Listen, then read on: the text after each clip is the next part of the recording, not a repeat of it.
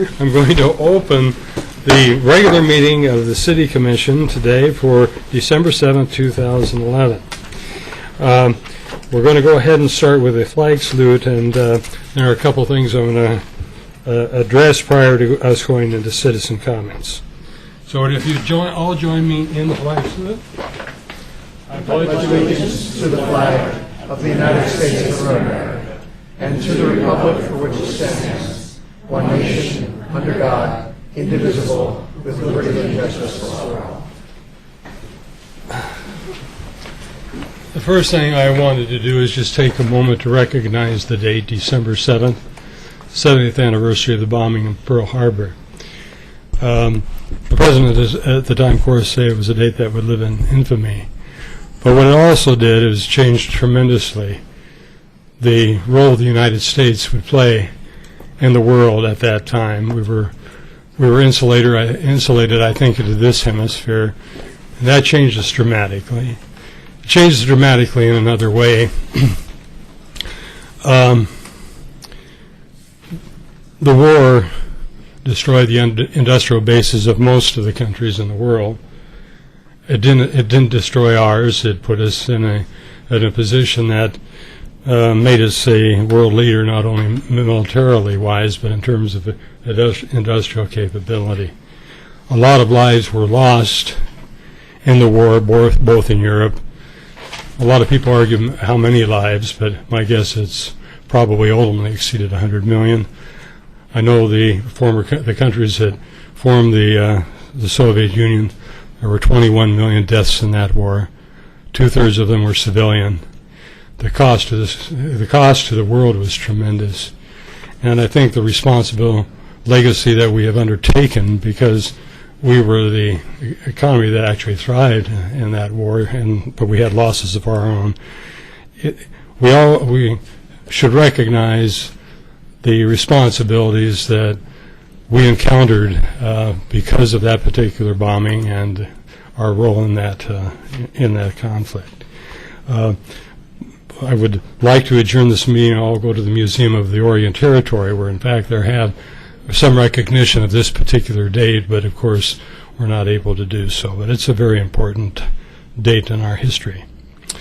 The other thing I'd like to say before we go into communications not on the agenda, we've gone through, I think, a kind of a tearing process in this recall. I did not favor the process. I think that issues that came up could have probably been dealt with in a better method in the November election. James Niceta is still a commissioner here. That is the case until the elections are certified. That has not happened. Commissioner Niceta has, on his own, decided not to fulfill his role. That's a decision that he made. I don't see any. We're going to open up to citizen comments for items not on the agenda. I don't see people have signed up at this particular time, but I might be missing something. If there are comments that are coming up in the process about the recall effort, I hope they're constructive in nature. This has been divisive. I heard some rumors. I had several people come up and tell me they weren't true, but I heard some rumors to the effect, if this recall were successful, that there was a consideration to go after another commissioner. That would be very destructive to our city. I mean, there would be nothing to gain from that particular process. I hope that what we can do, and I'm certain that we're going to go through a healing process and try to determine in the best ways possible where the city of the Oregon City wants to go in terms of development in this city. And that's the statement I want to make. And if any of the members of the commission want to make any comments at this point prior to us going into our agenda, you're welcome to do so. With that, are there any citizen comments on things that are not? Oh, here it comes. Not on the agenda. There's a list. I see there's a list that's jumped up here, beginning with County Commissioner Paul Savas.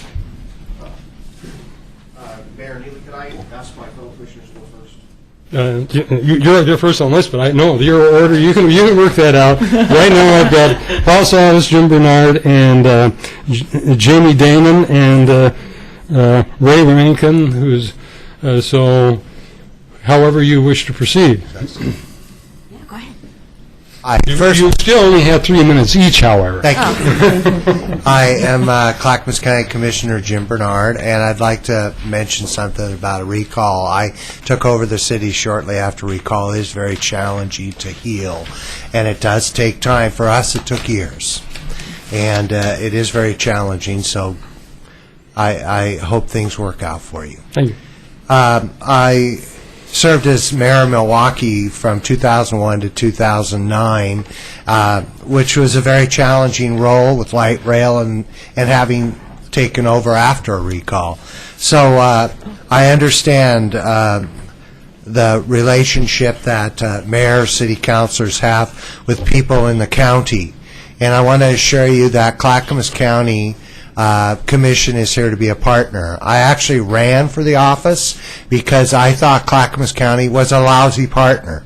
And being on the other side now, I see that maybe sometimes when we communicate, we do have challenges.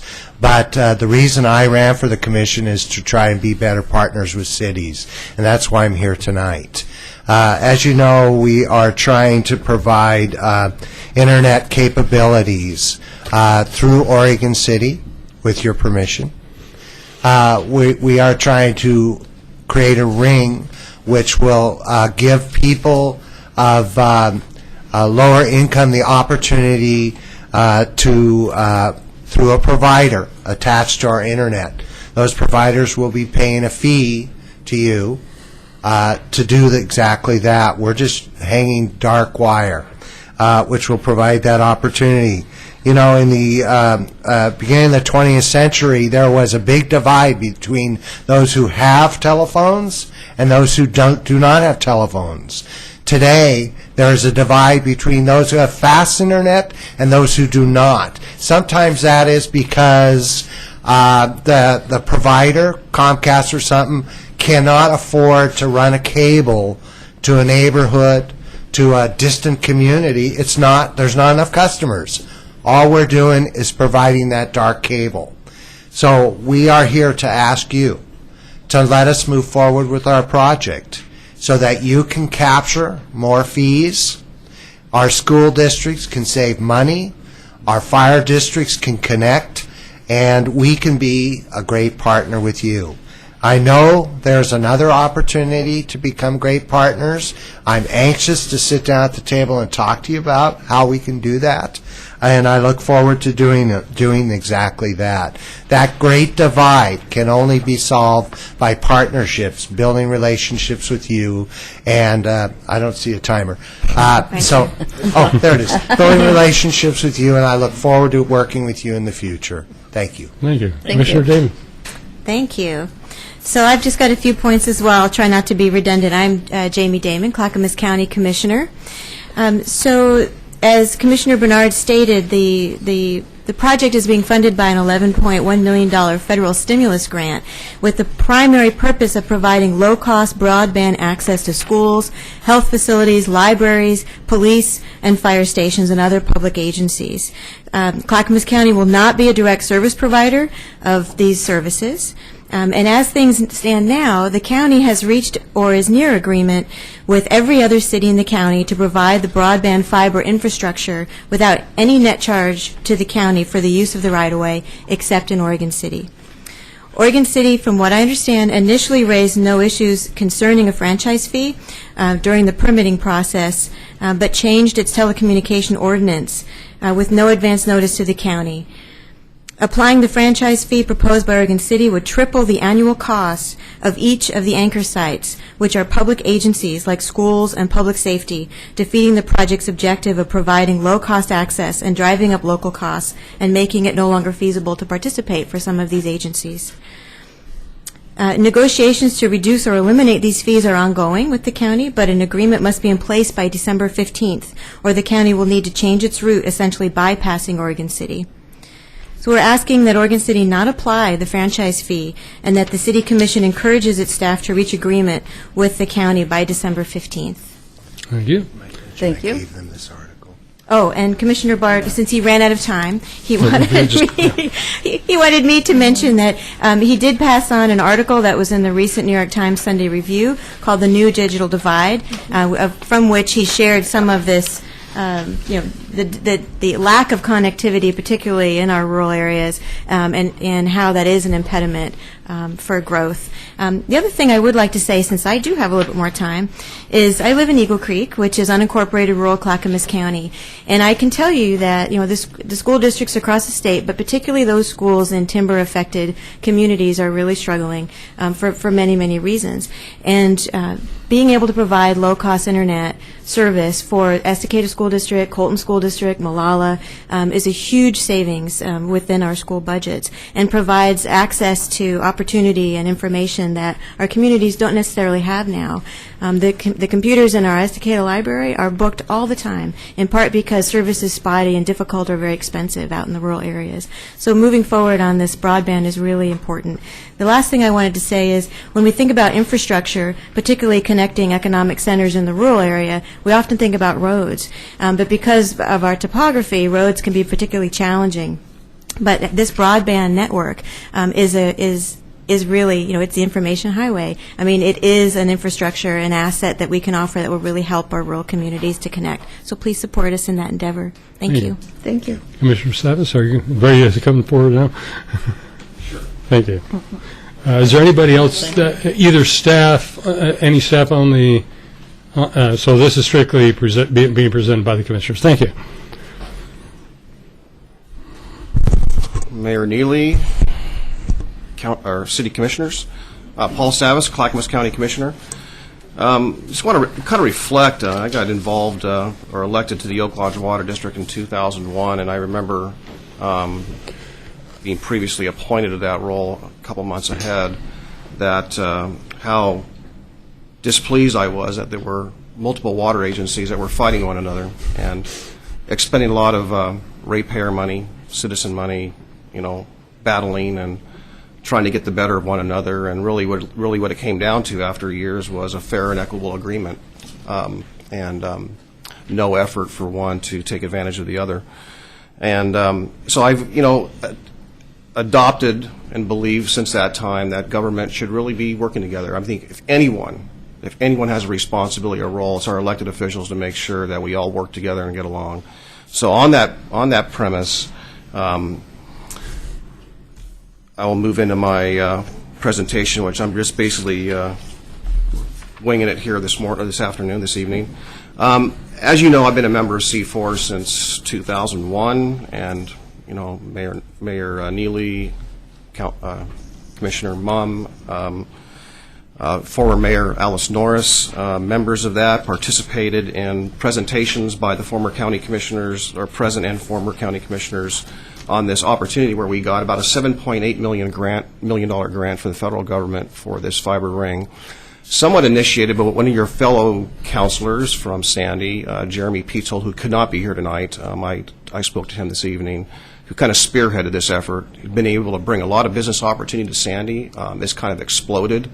They're well known for their Sandy Net, for their extra service they've been able to provide, and then this will add to that. This will even further enhance that. And I think there are economic opportunities for Oregon City and everyone to benefit from this. There is no intent for any of these governments, especially Clackamas County, to make any profit whatsoever. This is a no-profit proposition. We're going to run a bare-bones budget on this, mainly to take care of the maintenance and have a small amount of reserve, simply that if a line or an ice storm hits and a line goes down, or that we have enough money to maintain it. It's bare bones. We are obviously willing to make any record public to make sure there's no profit. However, I do understand that if in a franchise type of a situation, if a large carrier wants to tag on to this and use that for profit, that coming through your city, if you do indeed have a franchise ordinance, that you indeed ought to be compensated. So we're obviously, whether it's a methodology or whether it's an agreement, be willing to facilitate that arrangement between the city of Oregon City and the provider. Okay, we are not the provider. All we are is putting this line. We're going to maintenance the line and we will be selling a pair of fibers to those companies. So I think we can find the middle ground here and settle this, and we would like to do it by December 15th. In the meanwhile, we've already incurred substantial costs and delays. We've got a stop order that's costing the contractor, and the contractor, there's location fees, everything else that goes along with this. So we are wasting our citizens' money. This is for the benefit of the citizens of Clackamas County. This is the benefits of the citizens of Oregon City, and I would urge you to direct staff and yourselves to get involved in this and to seek a remedy that's fair and equitable. Well, I'm going. First of all, I'm going to. Normally, we don't comment on citizens' comments, but I'm going to let our city manager and our attorney to respond to some of these issues, because, for one thing, I believe our respective staffs are negotiating with each other at this particular time. I will be frank. When we have staffs negotiating, and we felt from our discussions there was progress, and then have the political representation come forward and ask us to push forward on this when we have staffs negotiating, this disturbs me a little bit. But I'm going to let our city manager and city attorney make some comments regarding this. Mr. Fraser. Yeah. Thank you, Mr. Mayor. I do feel like we've made progress in the last couple of weeks. One of the most troubling things for the staff in Oregon City, and we shared this with your staff, Commissioner Savas, the county has, I think, no less than 4 or 5 people that are trained very specifically, and you have a project manager dealing with this subject.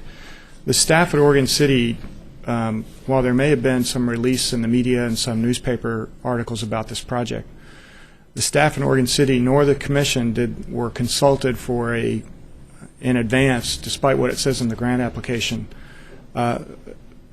notice that we were going to be involved in the planning of this project. And so when the project started without the proper permits, and I cautioned the county administrator about 5 months ago in a meeting with 15 other city managers that they would need to make sure they had both a franchise agreement and all the right-of-way permits they needed before they started construction. Of course, I understand there's maybe a misunderstanding, and so they started the construction, didn't have a franchise, and so we've been trying to catch up. You've had basically over a year to plan the project from the county side, and the small staff at Oregon City have been trying to catch up in both knowledge and experience. We don't have, for example, full-time consultants and project managers working on this project, and it's not in our budget. And we spent over $25,000 in the last 3 weeks alone just trying to respond to the innumerable requests for meetings we've had from your staff. So we're really in support of this project. I think our commissioners are in support of it. We're trying to find a way to get there, but we have 6 or 7 other franchisees that have current agreements with the city, and we have to respect those agreements as well. And I felt like our last couple of meetings, there was a lot of progress, and I think we have some sticking points, but we also have some points of agreement.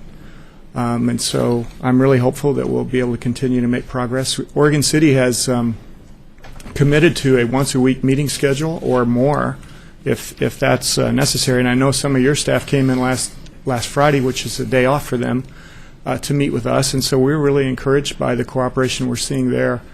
But again, I think my commission, I think, prefers me to conduct negotiations like this just as I would with labor or any other property transaction, that we're in good faith doing those, maybe not on television. But I think what really is hard for us to accommodate is the December 15th deadline. This is the City Commission's last meeting before the holiday, and we don't have another meeting even scheduled for them until January. And so we've got our foot on the gas pedal trying to learn all we can about this project, and so we can make informed recommendations, but we just haven't had the kind of time and preparation that your staff has had, and we're getting there fast, but I think we're going to need more than December 15th. I just don't see how we could possibly do it, but we'll try. I think what we ought to do is just try to do it as expeditiously as we can, but one of the things, too, that the county has asked us to do, and I'm somewhat confused because you said you were going to be selling fiber and your staff tells us you're going to be leasing fiber. And there is a difference in the law when it comes to trying to regulate that and work that out in the agreement. But whatever solution we come up with, in order to protect Oregon City's revenues, we're probably going to need to do a code change to accommodate the county's discount that they're seeking from us. And for us to change our code, we have to have public notice, and you're on a commission, so you know how long it takes to change a code at the county level. And the process, unfortunately, isn't any quicker at the city level. And for us to change our code so we can give you the agreement you're seeking, it's going to take more than December 15th. So if there's any way that the county can give us a little more time to work on this and let our negotiations be successful, we would sure appreciate that. To the degree of benefit of education of the public, I mean, you had some discussion. Can you be more specific in terms of what the current code states in terms of? Well, there's a dispute among the lawyers. Our lawyer says that they are. Well, it's our code, so Right. that's what I like here. Is what our lawyer said. Commissioner Savas said in his remarks that they didn't believe they were a telecommunications provider, and our attorney says they fit that definition. Our standard franchise agreement takes 6 months to negotiate. We've been working at this, 6 weeks? So I think we're doing really well. But I want to get it done a lot quicker than 6 months, and I know I believe the county does too. So I'm hopeful we'll get there. Okay. Mayor Neely, may I just briefly respond to a couple of points? First of all, I misspoke, so I apologize. So if I said sell, I didn't mean to. I'm sure that staff's correct, and I misspoke, and so I didn't mean to represent that we would actually be selling anything. So I apologize for that. It was indicated to us this morning that negotiations really haven't been going so well with staff, and that as of this morning, it wasn't looking very good, so they request us to be here today. So I don't know what occurred, They didn't tell us that. but something's prompted us to be here today that I didn't know about until just a few hours ago. As far as the time, the staff time, we appreciate that. We understand that. Clackamas County has contributed a considerable amount of time in other projects, Blue Heron and elsewhere, just for the sake of the benefit of all of us, not for any remuneration of any sort. So we haven't sought that. We're here to help every city in the county. So I do understand and appreciate staff time and those efforts, but I would think that we would be working together well. But I think that there are some good faith efforts to move forward. There's a stop work that has been requested by Oregon City. I think the councilors could roll that, or the commission can roll that back. As far as the process, from what I understand, I could be wrong, but there was an expeditious process to change the ordinance that went along fairly quickly. So I would just again maybe suggest that myself and maybe a few of the commissioners talk one-on-one and maybe share some of those concerns. But again, I'd appreciate.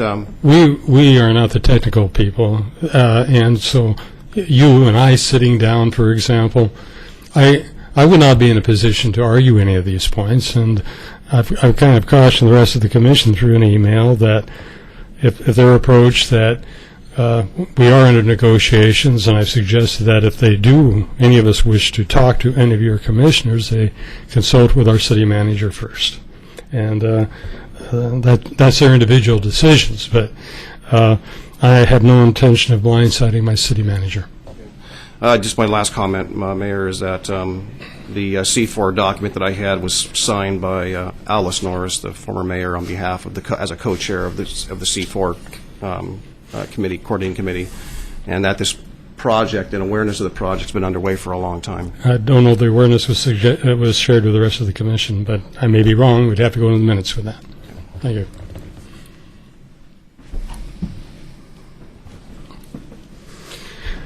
With that, we'll continue on with Ray Brinken. Is that correct? And if Kevin Hunt would come forward.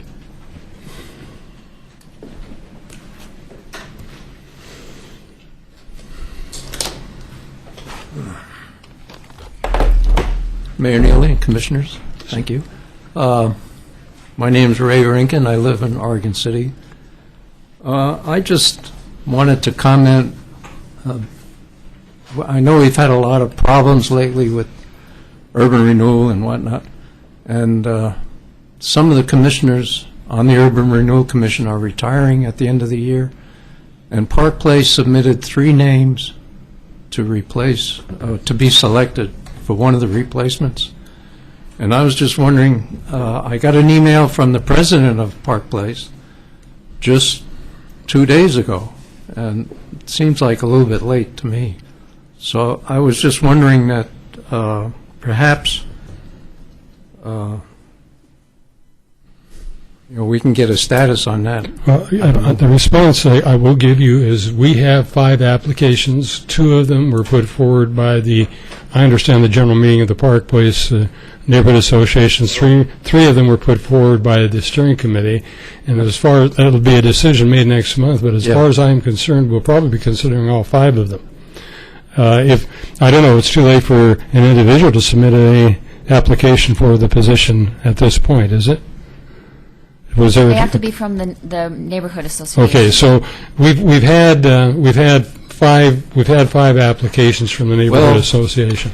I understand that, and that's another thing I wanted to discuss. We have a set of bylaws that says the steering committee, of which I'm a member, selects a minimum of 3 candidates. The 2 other candidates were not selected by the steering committee. They were voted on at the steering committee meeting that was held after the general meeting. But the vote at the steering committee meeting just came up with the 3 names that were submitted by the president. I think, I don't know, I think that we should abide by the bylaws of the PPNA, which specifically says, as I read it anyway, maybe I'm reading it wrong, but it specifically says that the people that should be nominated should come from the steering committee. Well, that'll be a decision that will actually come in on January. Those aren't our bylaws. Our bylaws are... No, not yours. I understand, but the city commission will have to make that decision at their meeting, and we're probably going to take it up at our first meeting in January.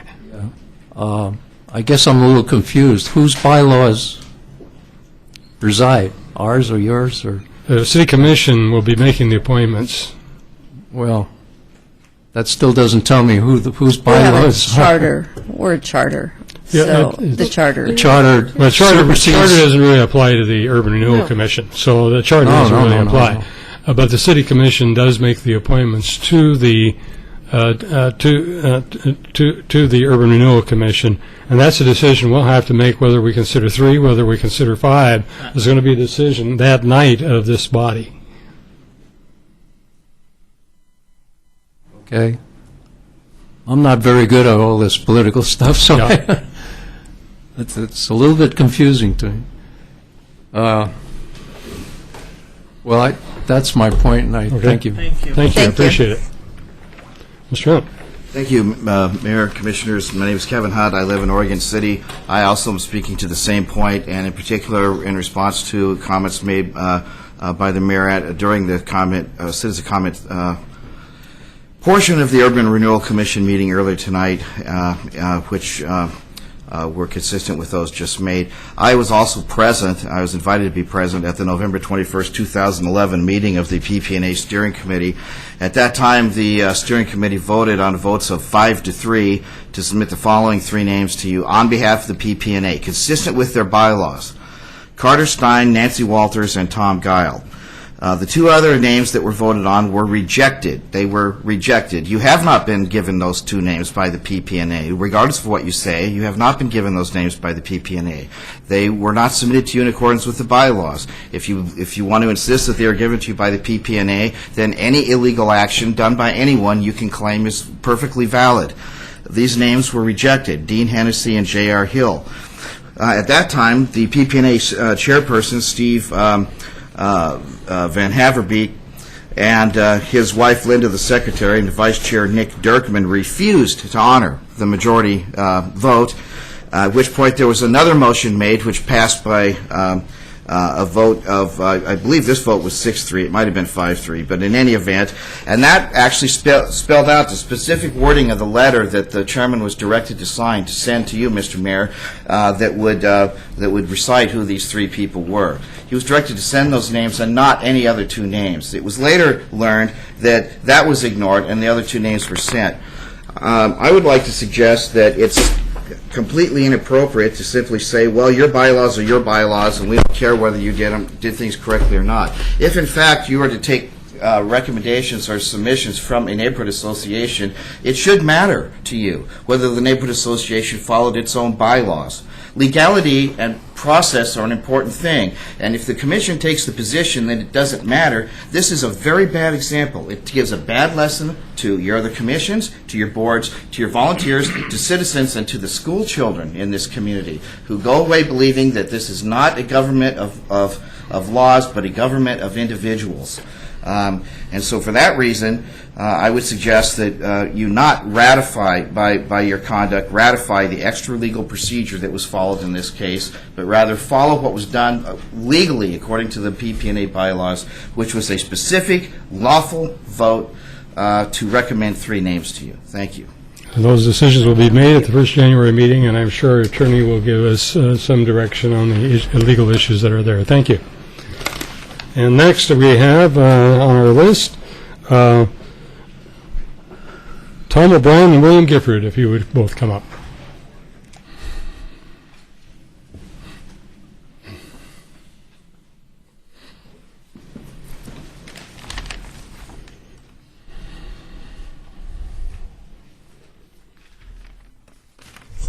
Please excuse me a little bit because the comment I'm about to make were prepared in advance, and I did not realize that Commissioner Nocita would not be here. So if I stumble a little bit on wording, I'll give Nancy a copy of it when I'm finished. Sure. Go ahead. Good evening, Mayor Neely, City Commissioners, and citizens. This evening, I would like to recognize Commissioner James Nocita for all the positive achievements that he has accomplished during his brief 3 years serving the citizens of this city. The average tax-paying citizens of this city recognize and appreciate his interest in their needs. We appreciate that he took the time to look closely at issues that came before the City Commission as well as the Urban Renewal Commission. His skill at analyzing the details of proposals that were under consideration made him a huge asset to each of these bodies. It is often stated that when considering a contract or a proposal, that the devil is in the detail. Commissioner Nocita has proven that statement to be true on several occasions. Commissioner Nocita, using his skills as an attorney, has asked the questions that were not being asked by others. Doing so has resulted in saving our city the embarrassment of engaging in illegal activities. Commissioner Nocita has worked diligently to make the public's business and the city's decision-making process more transparent and open to scrutiny by the general public. We ordinary citizens appreciate his work in that effort. It has made for a better, more informed citizenry. Those of us who have followed the activities of our elected and appointed officials for a number of years found Commissioner Nocita's efforts to improve our process of governing refreshing. It would be very meaningful and a wonderful tribute to Commissioner Nocita if our elected and appointed city leaders continue the current practices that have been established during Jim's term in office. I now invite everyone to join me in a moment of silence to recognize one of the most outstanding volunteer citizens that we have had in this city. Yesterday, our city suffered a great loss.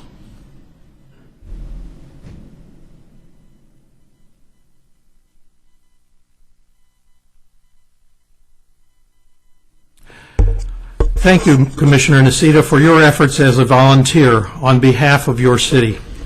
I assure you that I speak this evening for many of our citizens who appreciate your integrity in handling of our business. Thank you, Mr. Wayne. Thank you.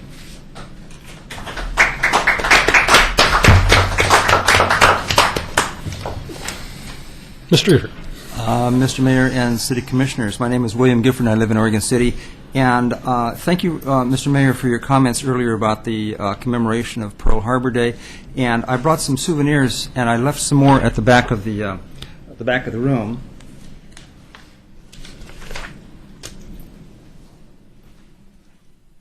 I thought these were nice little cards about the high cost of freedom and the number of soldiers killed in various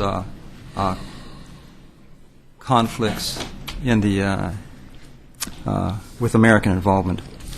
That was thing one. These are American deaths, if I might Yes, ask? veterans. Yes. Yes. U.S. soldiers. I guess in the Civil War they were all U.S. That's right. Well, Count both sides. I did have a somewhat shorter statement that I'd like to read. Yeah. In regards to the uncertified ballots results of the recent special recall election, this is not a time for glee. This is not a time for depression. This is not a time for gloating. This is not a time for angry threats of revenge. Honest citizens on both sides of the recall issue were sincere and passionate. They are all to be saluted for their committed interest in what they perceive to be working for the betterment of their community. Mature citizens will often disagree on paths to take, but the goal of a healthy city, economically, socially, and environmentally, must remain. This is a time of firm resolve to work together, to find common ground, with respect for one another and dedication to the honorable work of community. That's my take on it. And insofar as the issue of rumors, rumors can only be passed by repeating them. And I strongly encourage everyone not ever to repeat any rumor that is unfounded, such as any attempt at any additional recalls. There are no plans, there are no activities underway, and I would rather not ever hear that mentioned again as a rumor. Thank you. This was, I think most of us probably know this, but of course our most costly war, not surprisingly, was our own Civil War. Yes. Yes, no, and I'm referring to that as I state that. Okay, then we're Christine Kaczynski and Ted Tomstad.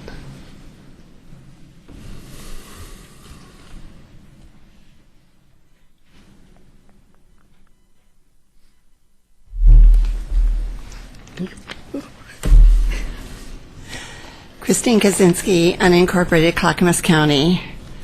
Mayor Neely and Commissioners, I have testified to you previously on this same subject, and I guess I'm kind of wanting an answer on where the city stands regarding a possible alliance between Clackamas Community College and Concordia University. As I stated before, we need jobs. We need jobs before we need more houses. We need jobs that a family can live on, not $5, $7, $8 an hour. I think you all agree that Oregon City, or the state of Oregon, is going to go nowhere without higher education. We have an opportunity to support this alliance for our kids and for our families. Concordia was recently welcomed by Boise and just opened a brand new campus this year. Everywhere that they have a presence, they are a magnet for business, for creativity, and for innovation. And having the ability to create incubator businesses, which, as I stated before, would not create a problem on our transportation system, since we're not going to be manufacturing. I have encouraged the city previously to engage in talks with Concordia, and I'm wondering if that was done and where it stands. Thank you. Well, I think probably the best person to address it is Commissioner Roth. But the point is, there have been discussions going on between Concordia and Clackamas Community College, and I don't think anybody disagrees with the notion that we could use a four-year institution where we'd be welcoming Concordia to come to Oregon City. I don't know if you have anything to add. The negotiations are still ongoing with Clackamas Community College. Also, Eric is going to be working with Concordia as an economic director to approach them and welcome them to the city and see what we can do to make their transition a little bit easier, if that indeed is what happened. There has been, I can't deny, a setback with the recall, and they are concerned about the political climate in the city. So it's something we're going to have to work hard to overcome if we can do that. I've never heard any opposition to having Concordia come into Oregon City. I mean, I don't know that the recall makes a great deal of difference there, frankly. I just hadn't heard. I've been told today that it did make a difference. Well, if you could communicate to Well, the CEO of the college. Yeah, okay. Well, no, I don't know. I don't know where the impression would have been that we wouldn't be welcoming to Concordia, because that is not true. I don't think on the part of any of us. No. I just didn't know where the matter lies. Yeah. I do know that Concordia will go nowhere unless they're welcomed. And I felt that the support from the City Commission is extremely important. Well, I agree with you. And I don't know if they've asked to speak with you. I don't know if you've talked been. with them. Okay. Yeah, we have. They gave us a presentation last month. Yes. Last month. Yes. Okay. Yeah. Thank you very Yeah. much. Thank you. Mr. Thompson. Ted Thonstead, Director of Operations for the Oregon City School District. Mr. Mayor, Commissioners. Superintendent Larry Didway wanted to be here tonight, but unfortunately got notice of this opportunity after he already had 2 other meetings scheduled, so he asked me to fill in for him, and here I am. The district is represented tonight by Vice Chairman of the Board, Tim Fresius, and by our Director of Technology, David Klusman. And I just wanted to tell the Commissioners that the district strongly supports the fiber ring project and encourages the city and the county to resolve the differences so that the public agencies as well as the community will benefit from that fiber ring. I think Thank you we very want to much. encourage them to do that, too. Yeah, absolutely. Thank you. I see nothing else before us. Well, I accidentally hit the thing myself. That wasn't intentional. That gets rid of it all. And we'll go on. Did it come up on my screen here? Nancy, do you have Tom Guile? No, not. Oh, I apologize. Oh, I'm sorry. I Come just forward. saw it. Come forward, on Mr. up. Gott.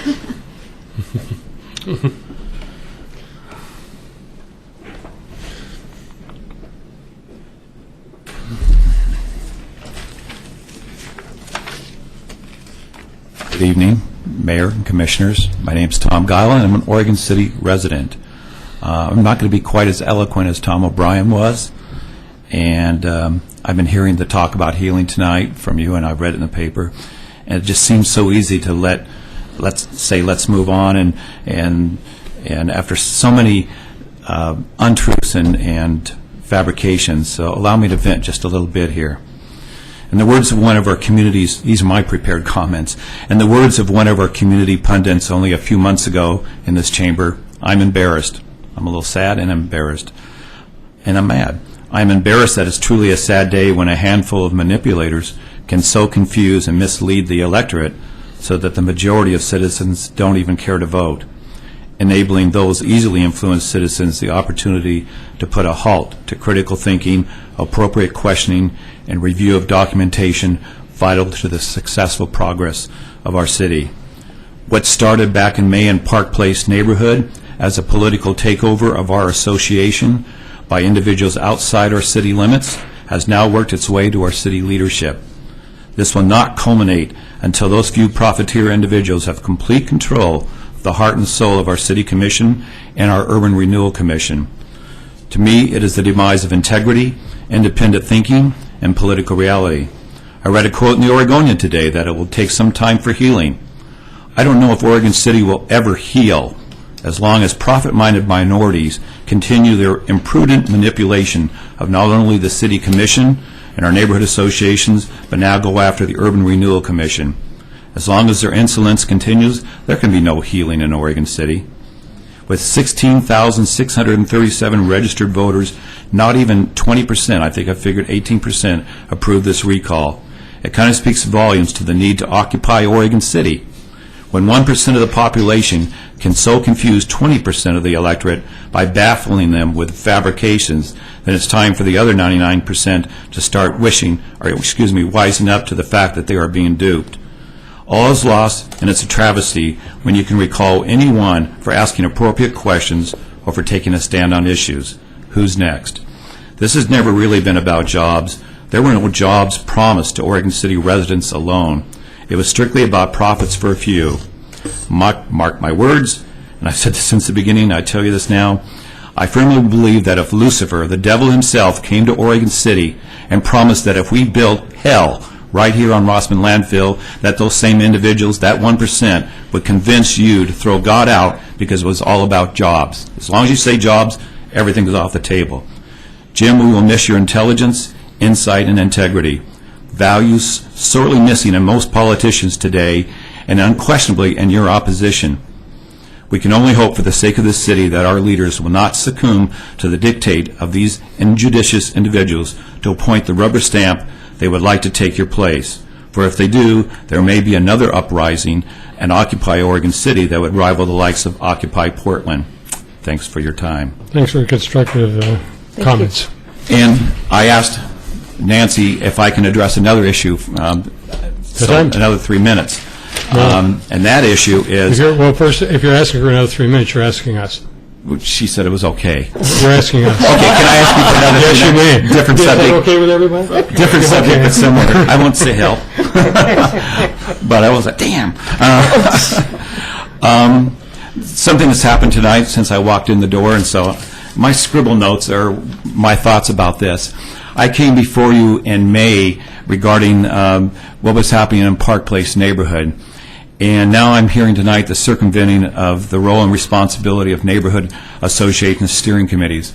And I sit up there in these chairs, and I work with all these neighborhood associations. So this really surprises me.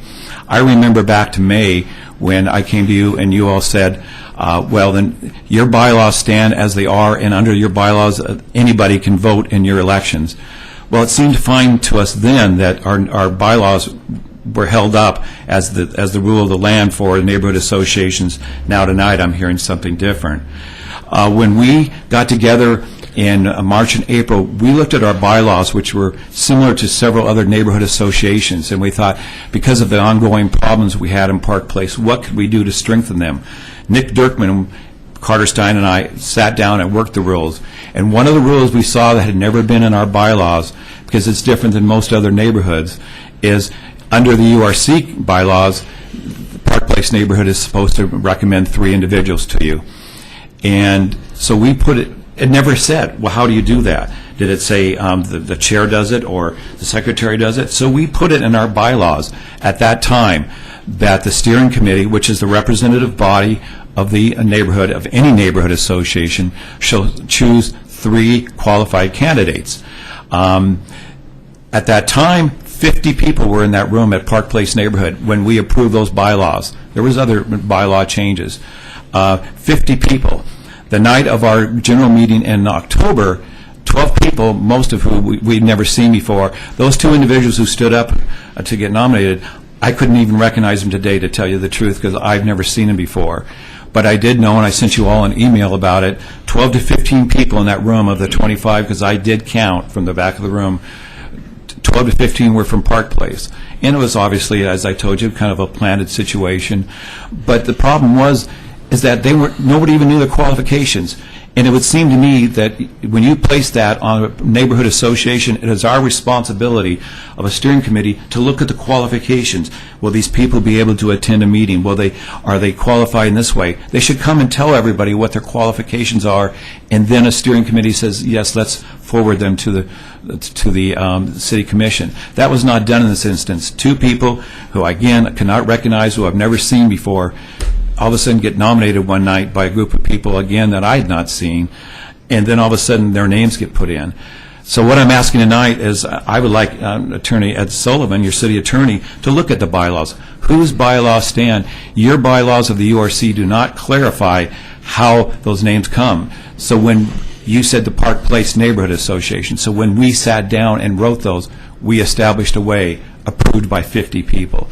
So again, I'm asking for the city attorney to determine.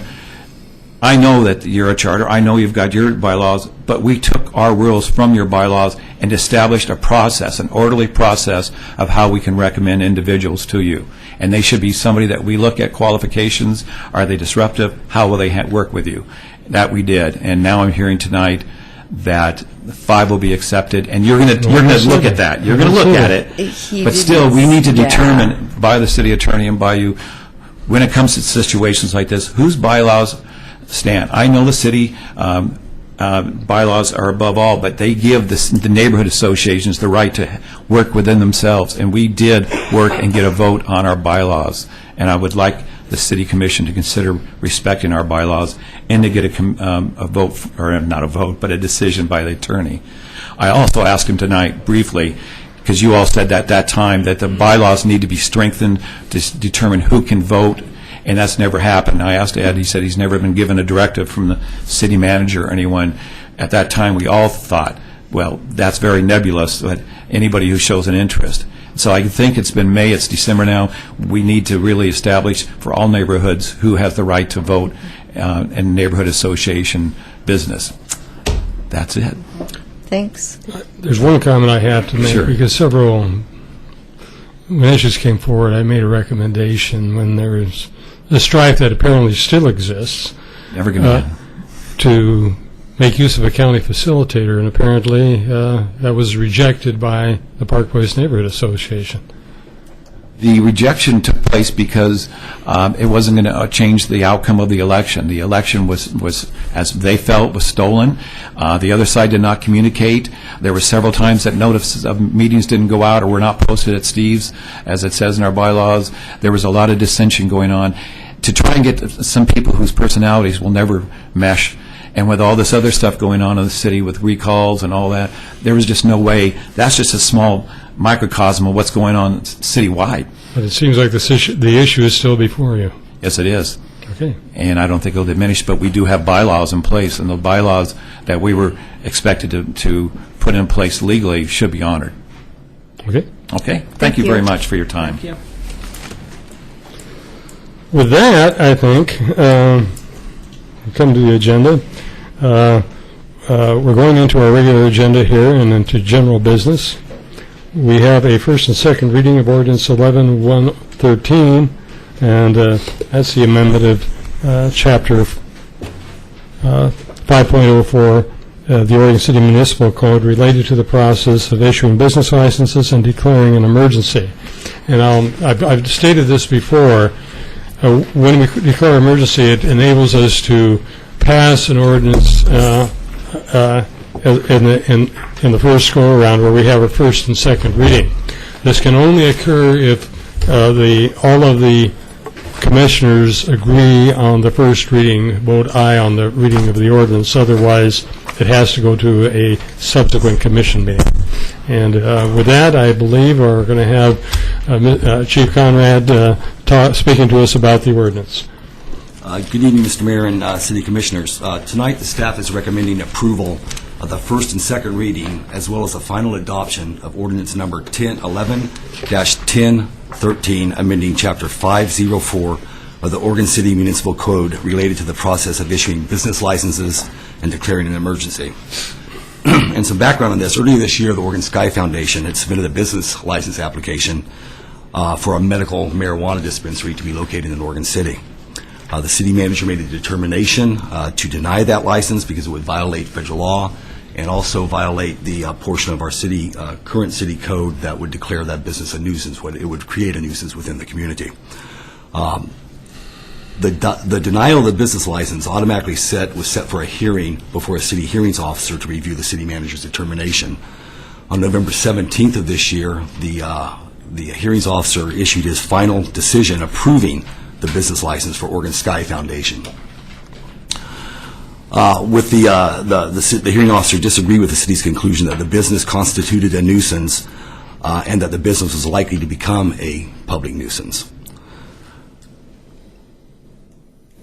The hearings officer also determined that that activity that is illegal under federal law, and remember, dispensing marijuana is illegal under federal law. It is allowed under some cases under state law, but it's illegal under federal law. He declared that it was not a nuisance to dispense marijuana under federal law for the purposes of the Oregon City's business license. And it failed to reveal that any legislative declaration that an illegal activity under federal law is a public nuisance in Oregon City.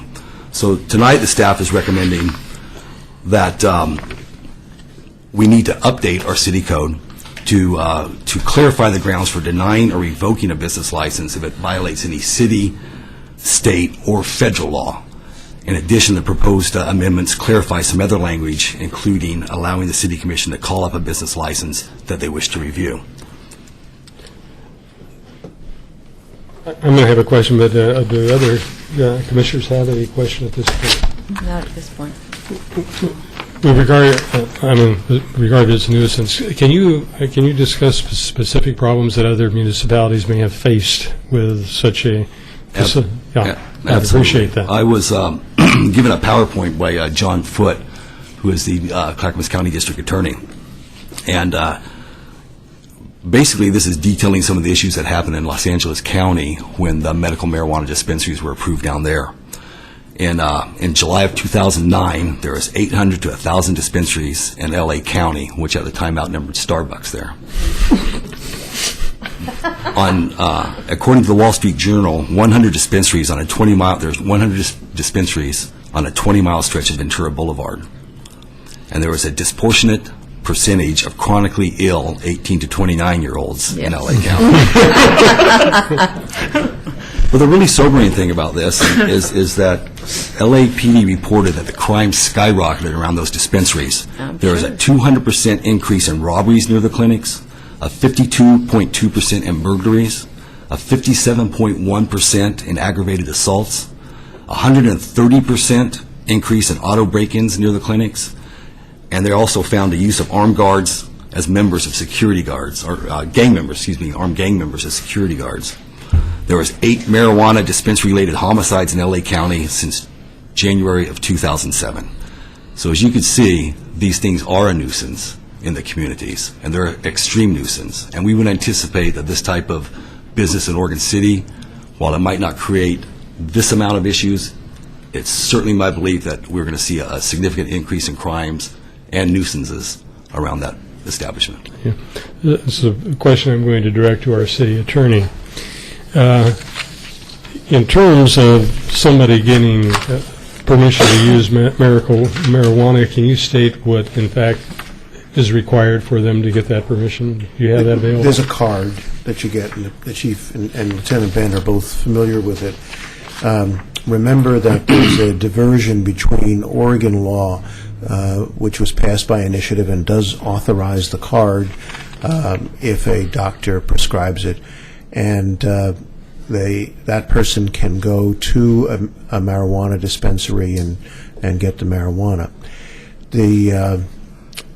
There's an issue, as I know you know, because in your packet you have Mr. Holden's letter from the U.S. Attorney's Office saying, notwithstanding the Oregon law, the federal government sees this as unlawful.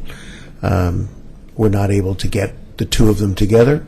The chief, Lieutenant Band, and ourselves believe that if you do not want to have this activity going on, that the amendments to the code, which say that if it's in violation of federal, state, county, if applicable, and city law, that you can't issue the business license. The current business license ordinance is revenue-oriented and not regulatory-oriented. So what we used at the end was the nuisance provisions. Hearings officer, as I know you know from reading the materials, said, I can't say that this is a nuisance given the authorization under Oregon law. So you have to wait and then close it down when it violates law. So our recommendation is let's change the ordinance so we don't have that ambiguity around. Let me just take a hypothetical. Go ahead. I have a hangnail that's hurting me, and I go to a physician who I know has no problem with use of marijuana, and I get a permit for him to give me one of these cards so I could get marijuana to alleviate my pain for my hangnail. Is that true? Yes. Thank you. Sometimes I get headaches in these meetings. But I didn't say headaches, I said hangnail. It, of course, depends on the physician. So, any action proposed by the commission in terms Do we of... need to have a public comment or no? Well, we sure can have it. I don't know. Do we have a list? I just went off my list here. Just a second here. Just a minute. There is a couple. 1, 2, 1, 2. Go ahead. Whoever's on. Could you tell me who's on, and I'll go ahead and... Kevin Hunt. Kevin Hunt, would you come forward, please?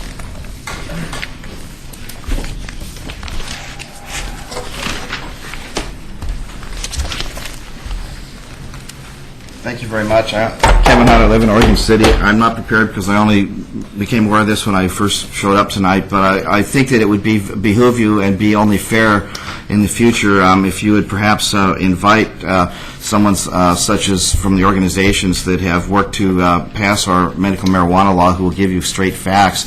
You've already been given 2 bits of information that are inaccurate by the city attorney. Doctors are not allowed to prescribe marijuana in Oregon. They're allowed to recommend it. If they signed a recommendation, that goes with the application, and it goes to the state health officer of the state of Oregon, and from there it's considered and approved. You're allowed to use it medicinally up until the time the application is approved. Secondly, the law in Oregon does not allow people to go to dispensaries. That isn't true. There are people who are allowed to be caregivers and are allowed to grow marijuana, which under a permit, which then is allowed to be used for other people. The purpose of this is obvious. It's so that people aren't getting marijuana off the street, so that it has purity and quality, and so that it's not adulterated with drugs. And it's also intended to have some sort of regulation to keep it out of the hands of children and so forth.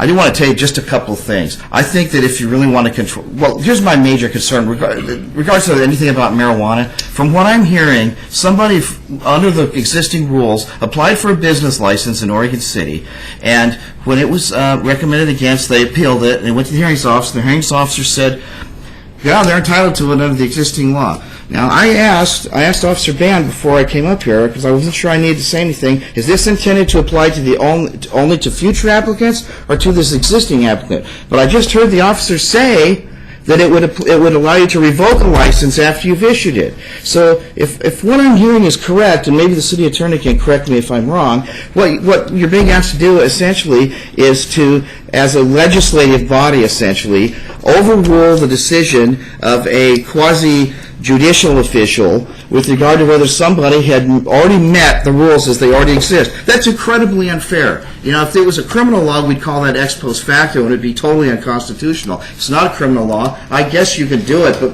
I think you're asking for a lot of trouble. You know, I feel I'd be more worried about these guys who want to open the dispensary, because I think the feds are going to come down on them like a ton of bricks. I think they're making a mistake for that reason. But I'm not here to advise them. I do want to say just 2 more things. I take the New England Journal of Medicine. I take the Lancet, the British Medical Journal. I read them cover to cover every week. You know, there's something called the endocannabinoid system in the human body. It was discovered in the 1950s. And the statements any statement to you that marijuana has no accepted medical use is entirely bogus. The FDA has been saying that for years. They are lobbied with a revolving door in the pharmaceutical companies, but the National Academy of Sciences issued a report 3 years ago that came to a completely different conclusion. Final comment. I just came from a legal convention where I listened to the district attorney of Klamath County, and you know what he said the #1 drug problem is in Oregon? It's prescription drugs taken by children from the medicine cabinets of their parents. 100,000 Americans every year die taking prescription medicine as directed by their physicians. You can go back 10,000 years in human history. You will not find one documented case of somebody dying from an overdose of marijuana. That's all I'm going to say. I just think it's a bad. Aside from that, though, like I said, I really could care less what the substance of this is about. You know, if this wasn't marijuana, if it was something I didn't want here either, which I don't really want a dispensary on Main Street either, I can tell you.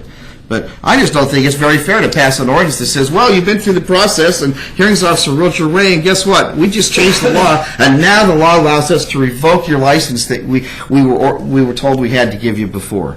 I don't think that's, I think, again, setting a very bad example for legality. Is this a council of laws, or is it a council of individuals? I asked you that question before. I'm asking you again. Thank you. When we make these kinds of decisions, including ordinances, they are cases where our biases come into. This is a question of whether we're going to insert values into our decision making that are legal. Now, In fact, the license, the business license, has issued for this group. They are annual licenses, and what you have before you is a change in policy. It's said right out front that since the nuisance law will not affect what the chief, the director of public safety wanted, we've changed the law, and it is done all up in front of everybody. That's right. Now, he apparently corrected you, and perhaps he was correct, but it sounded like what he said, I could have this hang now, and until a decision was made, I could use the marijuana, and if it was rejected, I probably could go to another position and start the whole process over again. I think Mr. Hunt was correct in saying that it goes to the state agency, but there's a very small rate of rejections. So effectively, if you get... But in that period of time, apparently still could be issued marijuana. That's correct. Okay. Do I hear request for a first reading? Move to approve first reading of ordinance number 11-1013, amending Charter 5.04 of the Oregon City Municipal Code related to the process of issuing business license and declaring an emergency. Second. I'd just like to make a comment. Well, wait. Oh. We can have discussion, but I just want to make a statement that the motion was made by Commissioner Mumm and seconded by Commissioner Smith. Yes, discussion. So this actually is not, I mean, this could be used for other businesses also, correct? Yes. So like the porn shop that we had on 7th Street? You would never be able to do it on the on First Amendment kinds of rights. Okay. All right. Do you want me to read the ordinance? Yes, please. Okay. This is ordinance number 11-1013, an ordinance of the City of Oregon City amending Chapter 5.04 of the Oregon City Municipal Code related to business licenses and declaring an emergency. The vote, please. Commissioner Roth? No. Commissioner Smith? Aye. Commissioner Mumm? Aye. Mayor Neely? Aye. The ordinance could come back to us at the January meeting. With that, I believe. Sorry? Yeah. For a second reading. For a second reading. Oh, We can't- so we're going to wait till... We can't. We have no other alternative. Yep. We don't know. And with that ends our general business. We have the consent agenda. No, you have we've got another. 7B. Oh, excuse me. Electronic messaging. My apology. Yes. And this, I presume, is going back to you? This is, actually, Commissioner Nocita requested that it come back.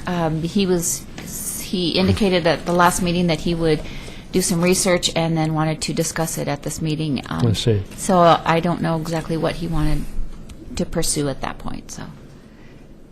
I can certainly discuss it if you want to hear anything about it. Yes. All right. This is a policy that I understand the Commission discussed in work session, and it has to do with electronic messaging of elected officials. And the issue was whether an elected official could prevent the release of a public record. And in these particular circumstances, it's the city's system as opposed to the commissioner's private system. And the city recorder came up with a policy, and I've looked at it, and I believe that the policy passes muster. And it does two things. It says that under the public records law, The city is the custodian of messages, of all electronic messages, and must respond to any third party asking for a copy of that message, either for inspection or copying. Secondly, the city owns the system and is therefore the proprietor of the system.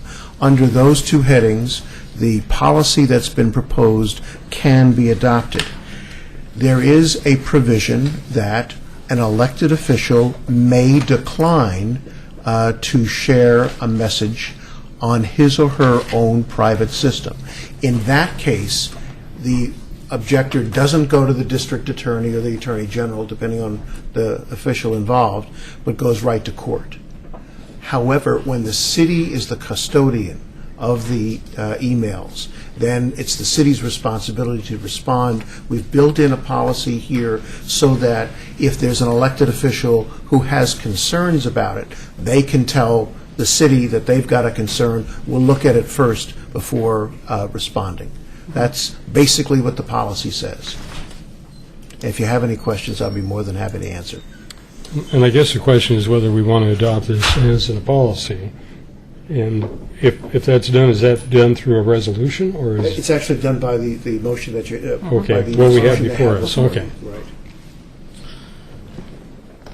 I move to approve the electronic messaging policy as presented.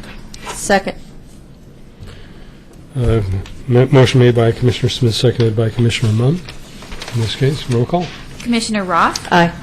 Commissioner Smith? Aye. Commissioner Mum? Aye. Mayor Neely? Aye. Motion passes 4-0. Thank you. Now into the consent agenda. I forgot to ask for the adoption of the agenda. Was there anything that anybody wanted pulled? No. Move to approve the consent agenda. Second.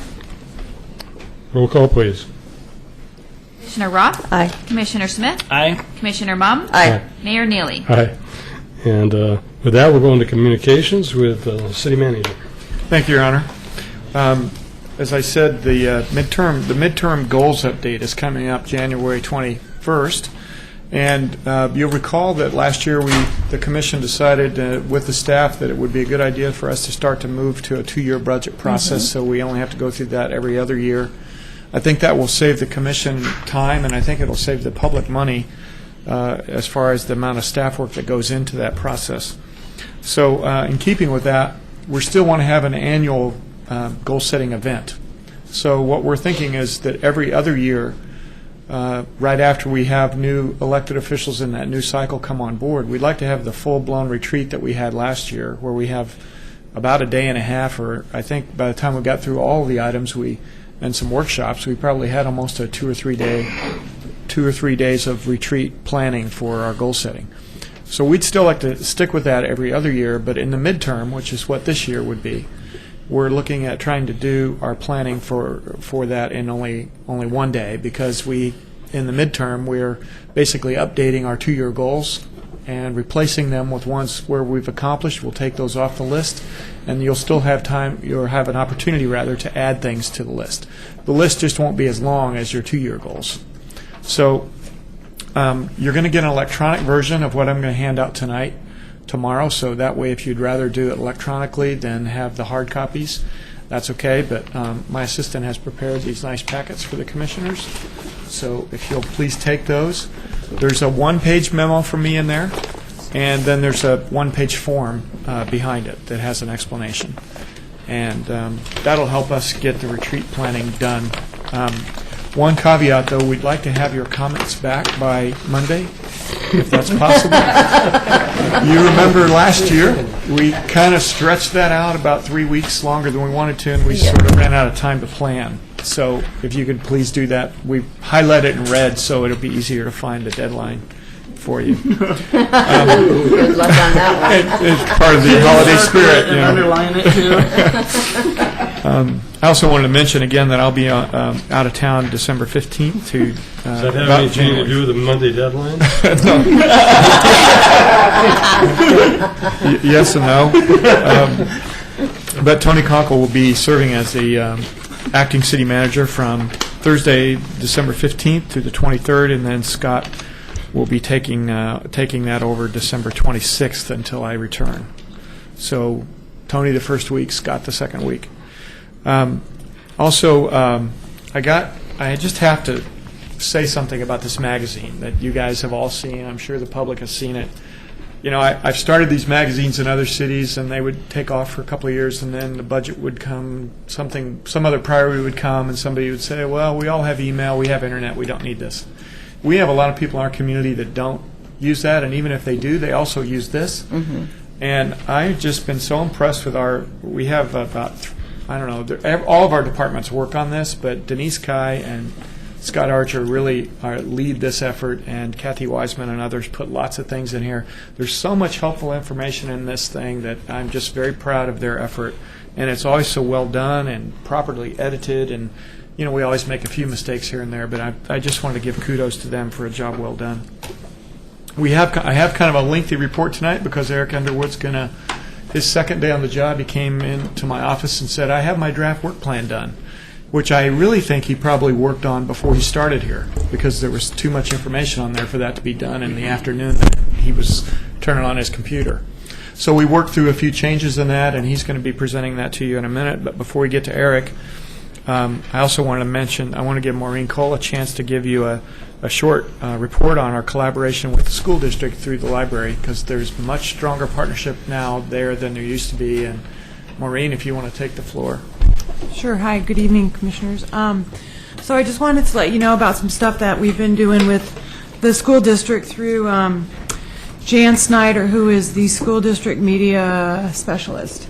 And she came to us a long time ago and asked if we could develop a plan to expand library card sign-ups. And it took us a while to come around to the right frame of mind and the project that worked perfectly.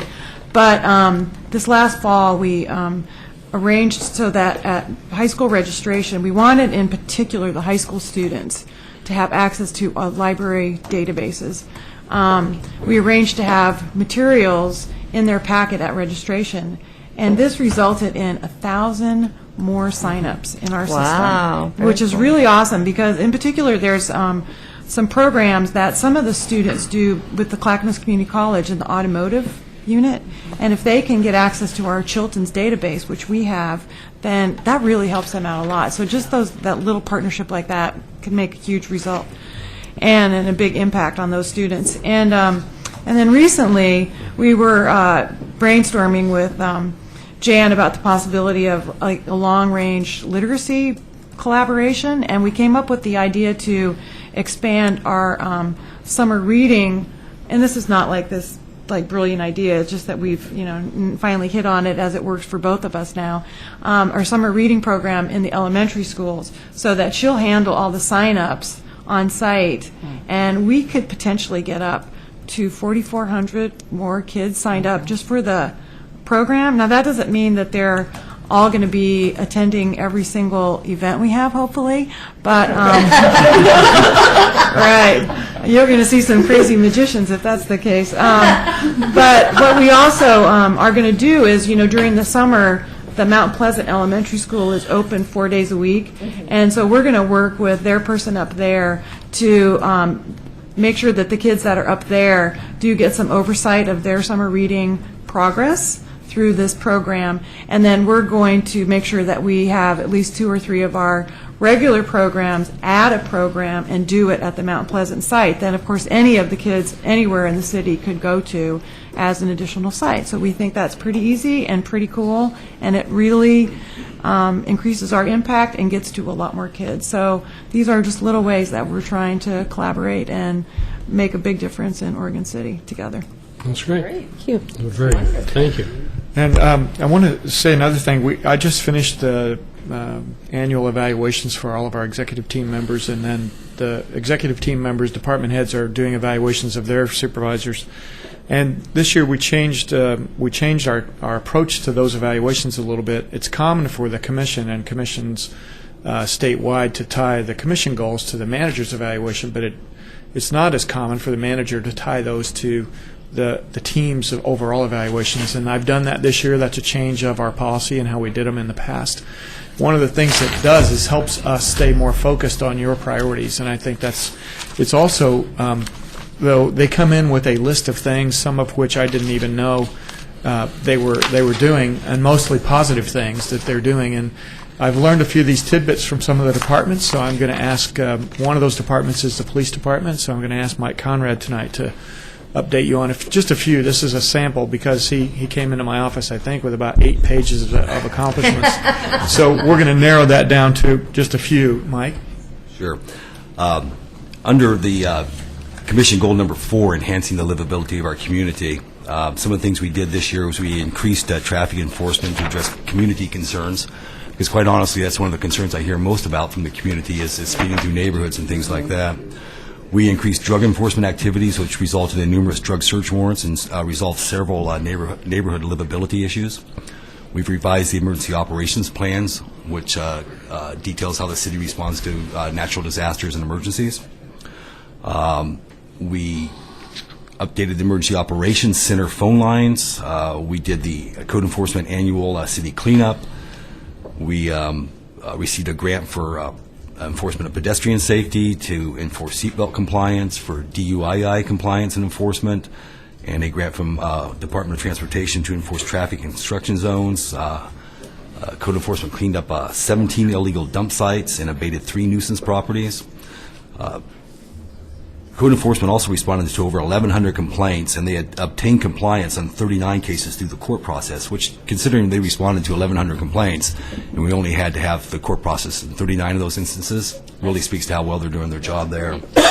Under Commission Goal 5, increasing communications with citizens and facilitating citizen participation, we next week will conclude our 2nd annual Citizens Police Academy.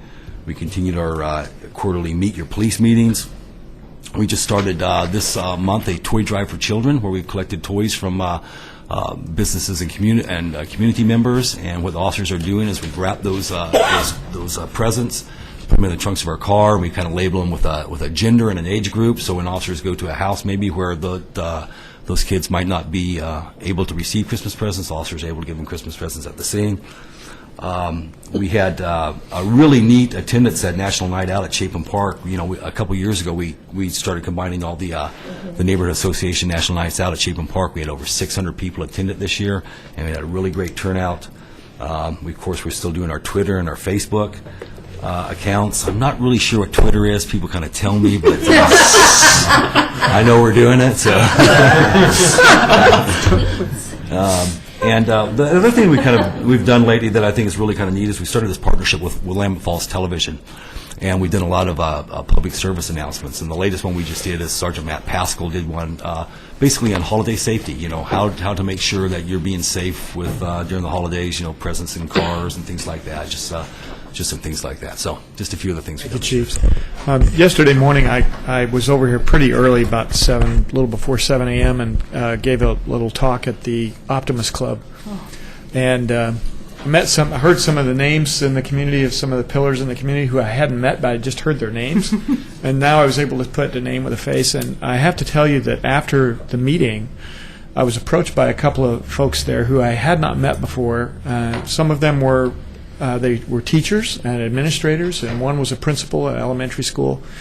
And they came up to me and told me what an exceptional job our police department does with the school. Yeah.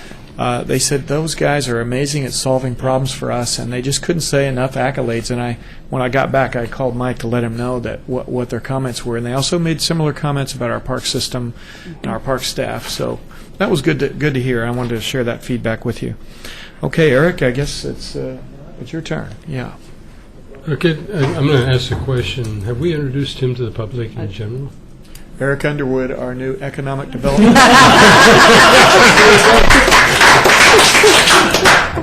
He survived the gauntlet that they participated in, and we appreciate it. Before you start, I have to make a comment. It was a very great process, and we all had an opportunity to go to a meal, and we get to talk to people, and probably spent 5 minutes with each candidate. And we all got to write a note, and I wrote a note that I put I put a group 1 and a group 2. A group 1 contained 3 of the candidates. I told Eric today he wasn't one of my 3.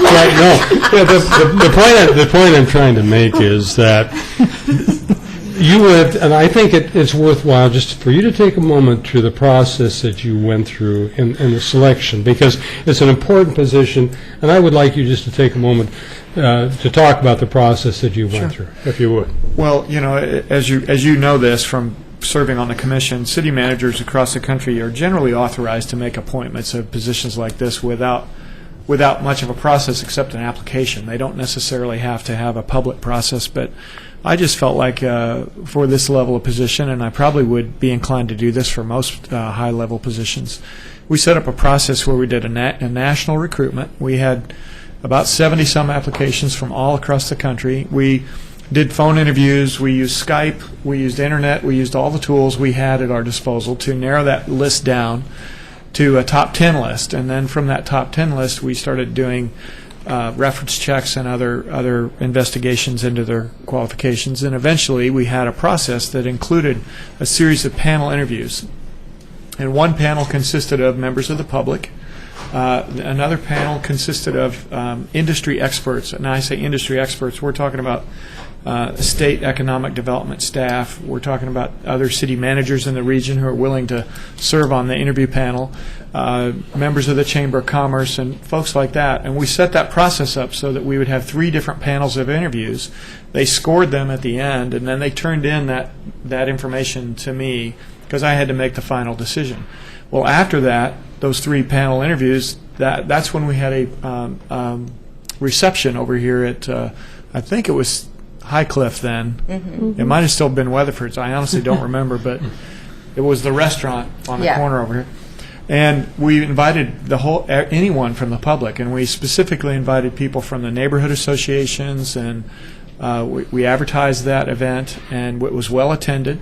And that's where I spoke to them. And you spoke, and all the candidates then had a chance to speak there, and there were comment cards, and we took those comment cards in and we read them. Others of you commented to me orally what your opinions were, and we really appreciated that. And we put that all into a matrix, and Mayor, not to question your judgment, but Mr. Underwood actually scored very well at the end of that process. And he was right at the top there, and so and then after that, then I did some additional investigation. I learned many years ago I hired somebody to be a police sergeant, or I approved the hiring, and we did the background, but one thing I didn't do is I didn't pick up the phone and call the city manager from where we were hiring this person. And we hired the person, and I learned a hard lesson. This was 15 years ago. Learned a hard lesson that anytime I hire somebody, I'm going to pick up the phone right at the end, perhaps, and I'm going to call the city manager. Well, Eric was working in Tualatin for the last several years, and so I picked up the phone and called the city manager on her cell phone on her vacation in California, I think. And she was gracious enough to talk to me for 20 minutes about Eric and his accomplishments there. So it was a pretty easy decision after that long process. So, yeah, and the point I was making was, it's city manager who hires staff here. We hire the city manager. And I think we go through a very excellent process. And obviously, if we spend 3 minutes talking or 5 minutes talking to 6 people, we're going to learn something about them, but it's basically going to be how they present themselves, and that's what I was going by.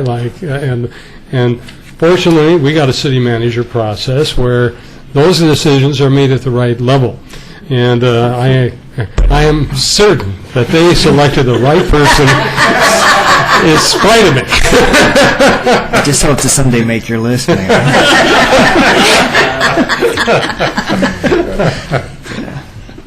No, but I thank you for that, and I'm truly happy to be here and honored to be selected as Oregon City's Economic Development Manager.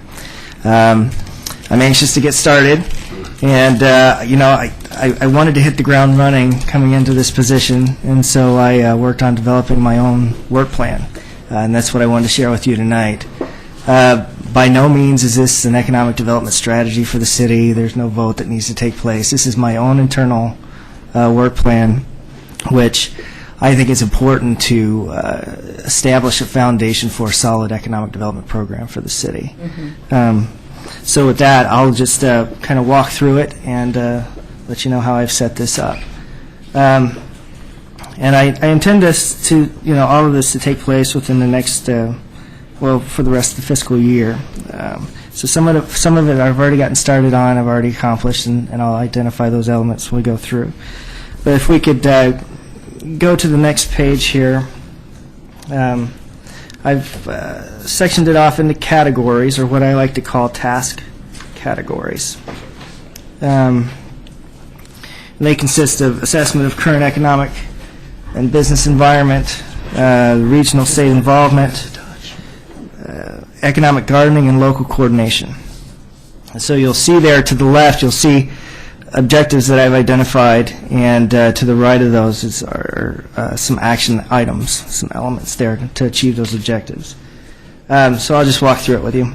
In assessing the current economic and business environment, I thought it is vital to get out and talk with the stakeholders. And so I have some of those listed to the right. The Commission, Urban Renewal Commission being two of the entities, city staff, of course, outside agencies, business property owners, Chamber of Commerce, and Downtown Association. And me being brand new, I've probably missed some, but you get the intent. I think it's important to, in order to get a real feel for the environment, the business environment, is to go out and visit the businesses themselves, the industrial as well as the commercial. And so I have a goal to do site visits for at least 12 commercial businesses and 5 industrial for the next 6 months. So we can mark that down to 4 now in industrial and 8 in commercial. So I've been working on that. It's important to familiarize myself with the current plans, the existing plans and documentation, so I've been doing a lot of reading, absorbing information, especially with the higher profile projects that have been occurring here in Oregon City. And so we can move on down. Category 2 is regional and state involvement. That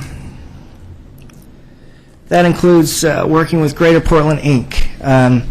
Some of you may have heard of them when they were the regional partners. They've since merged with the private sector, and so it's a public-private partnership for regional economic development efforts. I've been serving on that board as a general member for different cities since 2002.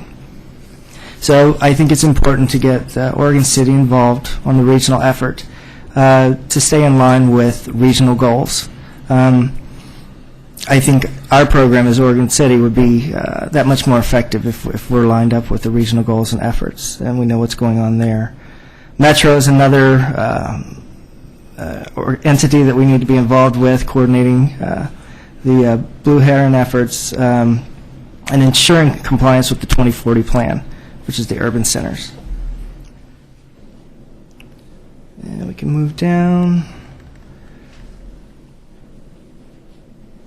The other part of the regional coordination is working with Clackamas County, familiarizing myself with the county initiatives and goals, and establishing a relationship so that we can have a working relationship and identify ways with the county that we can partner with them to move forward in economic development. Business Oregon, that is the state economic development department. Continue collaboration with them, get involved with the State Leads program, which comes through being part of the Greater Portland, Inc., where we will be on a listserv and will be notified of site selectors or companies that are looking in our area, and we submit property proposals and try to entice them to come out to Oregon City. These are primarily traded sector companies that we're looking for here. Establish an OregonProspector.com account. I've already done that. I did that this past week. That is a website that specifically targets site selectors all over the nation that are looking for certain types of property.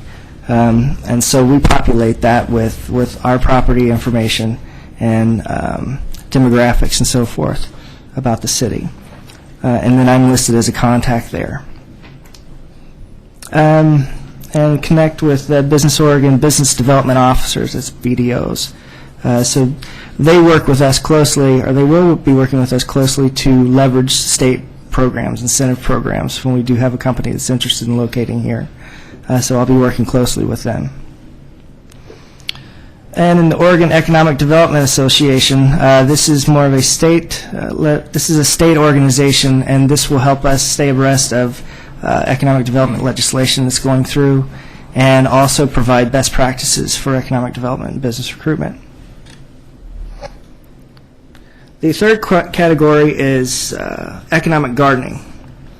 If you're not familiar with economic gardening, that is kind of a non-traditional approach to economic development. It focuses more on existing companies and providing resources for those companies so they can grow from within and expand right here in our city. The information that's provided will be provided to traded sector companies. That's the criteria. That meaning there's an export component to this company. And it's typically information only accessed by Fortune 500 companies. We're able to work with this program once we are a member of Greater Portland, Inc. They've received a federal grant to hire a consultant that has access to this database.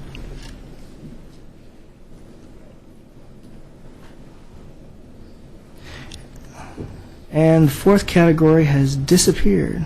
So I guess I'm not doing that one. No, I've got it right here. The fourth category I've listed is local coordination. And I think that's the true grit of our economic program. And I have there listed as the objectives. The first objective would be projects. Connect with property owners of the Rossman landfill property, the Cove, Concordia, and the downtown program. The Chamber of Commerce is, I think, a crucial entity to coordinate with. I would like to eventually have them partner with us on the economic gardening program to add that private sector value-added approach, of which was successful for us when I was working in Tualatin. So I'll be talking with the Chamber about that. I plan on attending their business events, their ribbon cuttings, grand openings, and any other related Chamber events. I'll be sitting on the Chamber's Government and Economic Affairs Committee as well.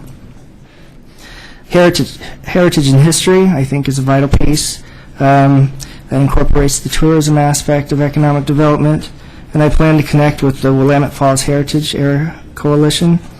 I'd like to work with them to develop some sort of marketing strategy around the history and heritage of Oregon City. And I'd like to try to identify some strategies and funding mechanisms to make Oregon City a destination for tourism.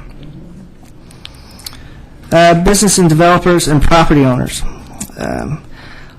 Eventually, I'd like to host a business summit or roundtable. I'd like to generate interest among the business community in learning about themselves, and eventually knowledge sharing ideas or expertise. That being said, the creation of an Oregon City Business Task Force may come out of that, may stem from that. And then just meetings as needed. If they want to talk about the business environment here in Oregon City, or they just need a shoulder to cry on, I want to make them know that I'm open and willing to come out and talk with them. And then create and revise commercial or industrial properties inventory, which I've begun work on. I think some of you have seen the web page that David Knoll helped me develop, which is going to list the available properties, all of the available properties from industrial commercial on that website, where the potential business or company can go in and click on, find out all the information about the property. They can print off a property report. They can look at the zoning. So hopefully that answers some questions right up front, because my theory is when a company wants to come in, they don't naturally think to call a certain broker or company that is selling industrial property. They want to see what's available in the city, so they'll go to the city resources first. So hopefully we can capture that there. And, with that inventory, there may be other ways to market that inventory as well, not just the website. And so I'm looking at those areas too. Direct marketing is what I like to call it. So that there's more to come on that. But for now, that sums it up. I think that gives me plenty to do within the next 6 months. I think you're right. That's a lot. Yeah, right. Yes. Thank you, Eric. I mentioned to you briefly today, but I want to go in a little bit more detail. About 10 or 12 years ago, when we went through our urban growth expansion and city was giving recommendations to Metro, we actually, this was under when John Williams was mayor, we specifically targeted the area on Beaver Creek Road across from the high school and the college, because we felt there'd be a tremendous synergy that could develop there with the appropriate employment industrial lands that might come in. It's only, I think, this year that we've actually started discussing this with the Clackamas Community College. But the reason for those lands being brought in was specifically because of the educational institutions that were there. And maybe I don't know how things will work out with Concordia, but they're of course interested in employment areas as well. And you might consider Clackamas Community College as one of those stakeholders. I did mention to some of the administrators there that we had hired you. I'm embarrassed to say that I said Eric, and I couldn't think of your last name, and so the administrator I was talking about says, "Well, I'll go ahead and talk to the president, and I'll refer to him as Eric New Guy." That works. But in any case, I would suggest that as being as one of the stakeholders that you might want to bring on. That'll go right on my list. So. That's a good idea. Thank you, Eric. Thank you. Then, Commission, I have a letter here from the Department of the Interior, the National Park Service Superintendent Tracy Fortman at Fort Vancouver. I know some of you are history lovers, and we have a new book here in the Oregon City Library that isn't in our library, but it may as well be in our library eventually. But this is a reference book that she sent us, and it's a new book. She was one of the authors. I think there are about 6 different authors, only 2 on the outside. But if anybody wants this, I'll pass it around and let you look at it. If you want to take it home, read it, get it back to us, that'd be fine. And then Tony Conkle has some news. Our building official resigned, and I want him to tell you what's happening there. So as you may recall, I hired Tom Hosey to be the building official about 15 months ago. I'm sad to see him go. He was a great asset to the city, but he did receive an offer and an opportunity to go be the building official and assistant public works director for the city of Houston. Fourth largest city in the United States. So can't blame him for taking the opportunity to move on. He will be his resignation is effective the 30th of this month, though his last day of work looks like it'll be about the 19th or the 20th. So we'll be moving forward to assign an interim and find a replacement beginning January 1st. We'll start looking into that of next year. Thank you. And then I think, Mayor, you asked for an update on Ermatinger House, Yep. so Scott Archer is going to help us with that. Good evening, Mayor and Commission. As is one of your stated goals for the year, we've been engaged in a plight to preserve the Ermatinger House, and I assure you, staff have been working diligently behind the scenes, and actually some of you have been working kind of on the political front to engage other partners and so forth. But just wanted to give you a little update and give you a couple of specific issues that we're working on at the moment. Actually, and then I want to wrap that up with a request from you that I'll ask you for at the end, kind of an action item.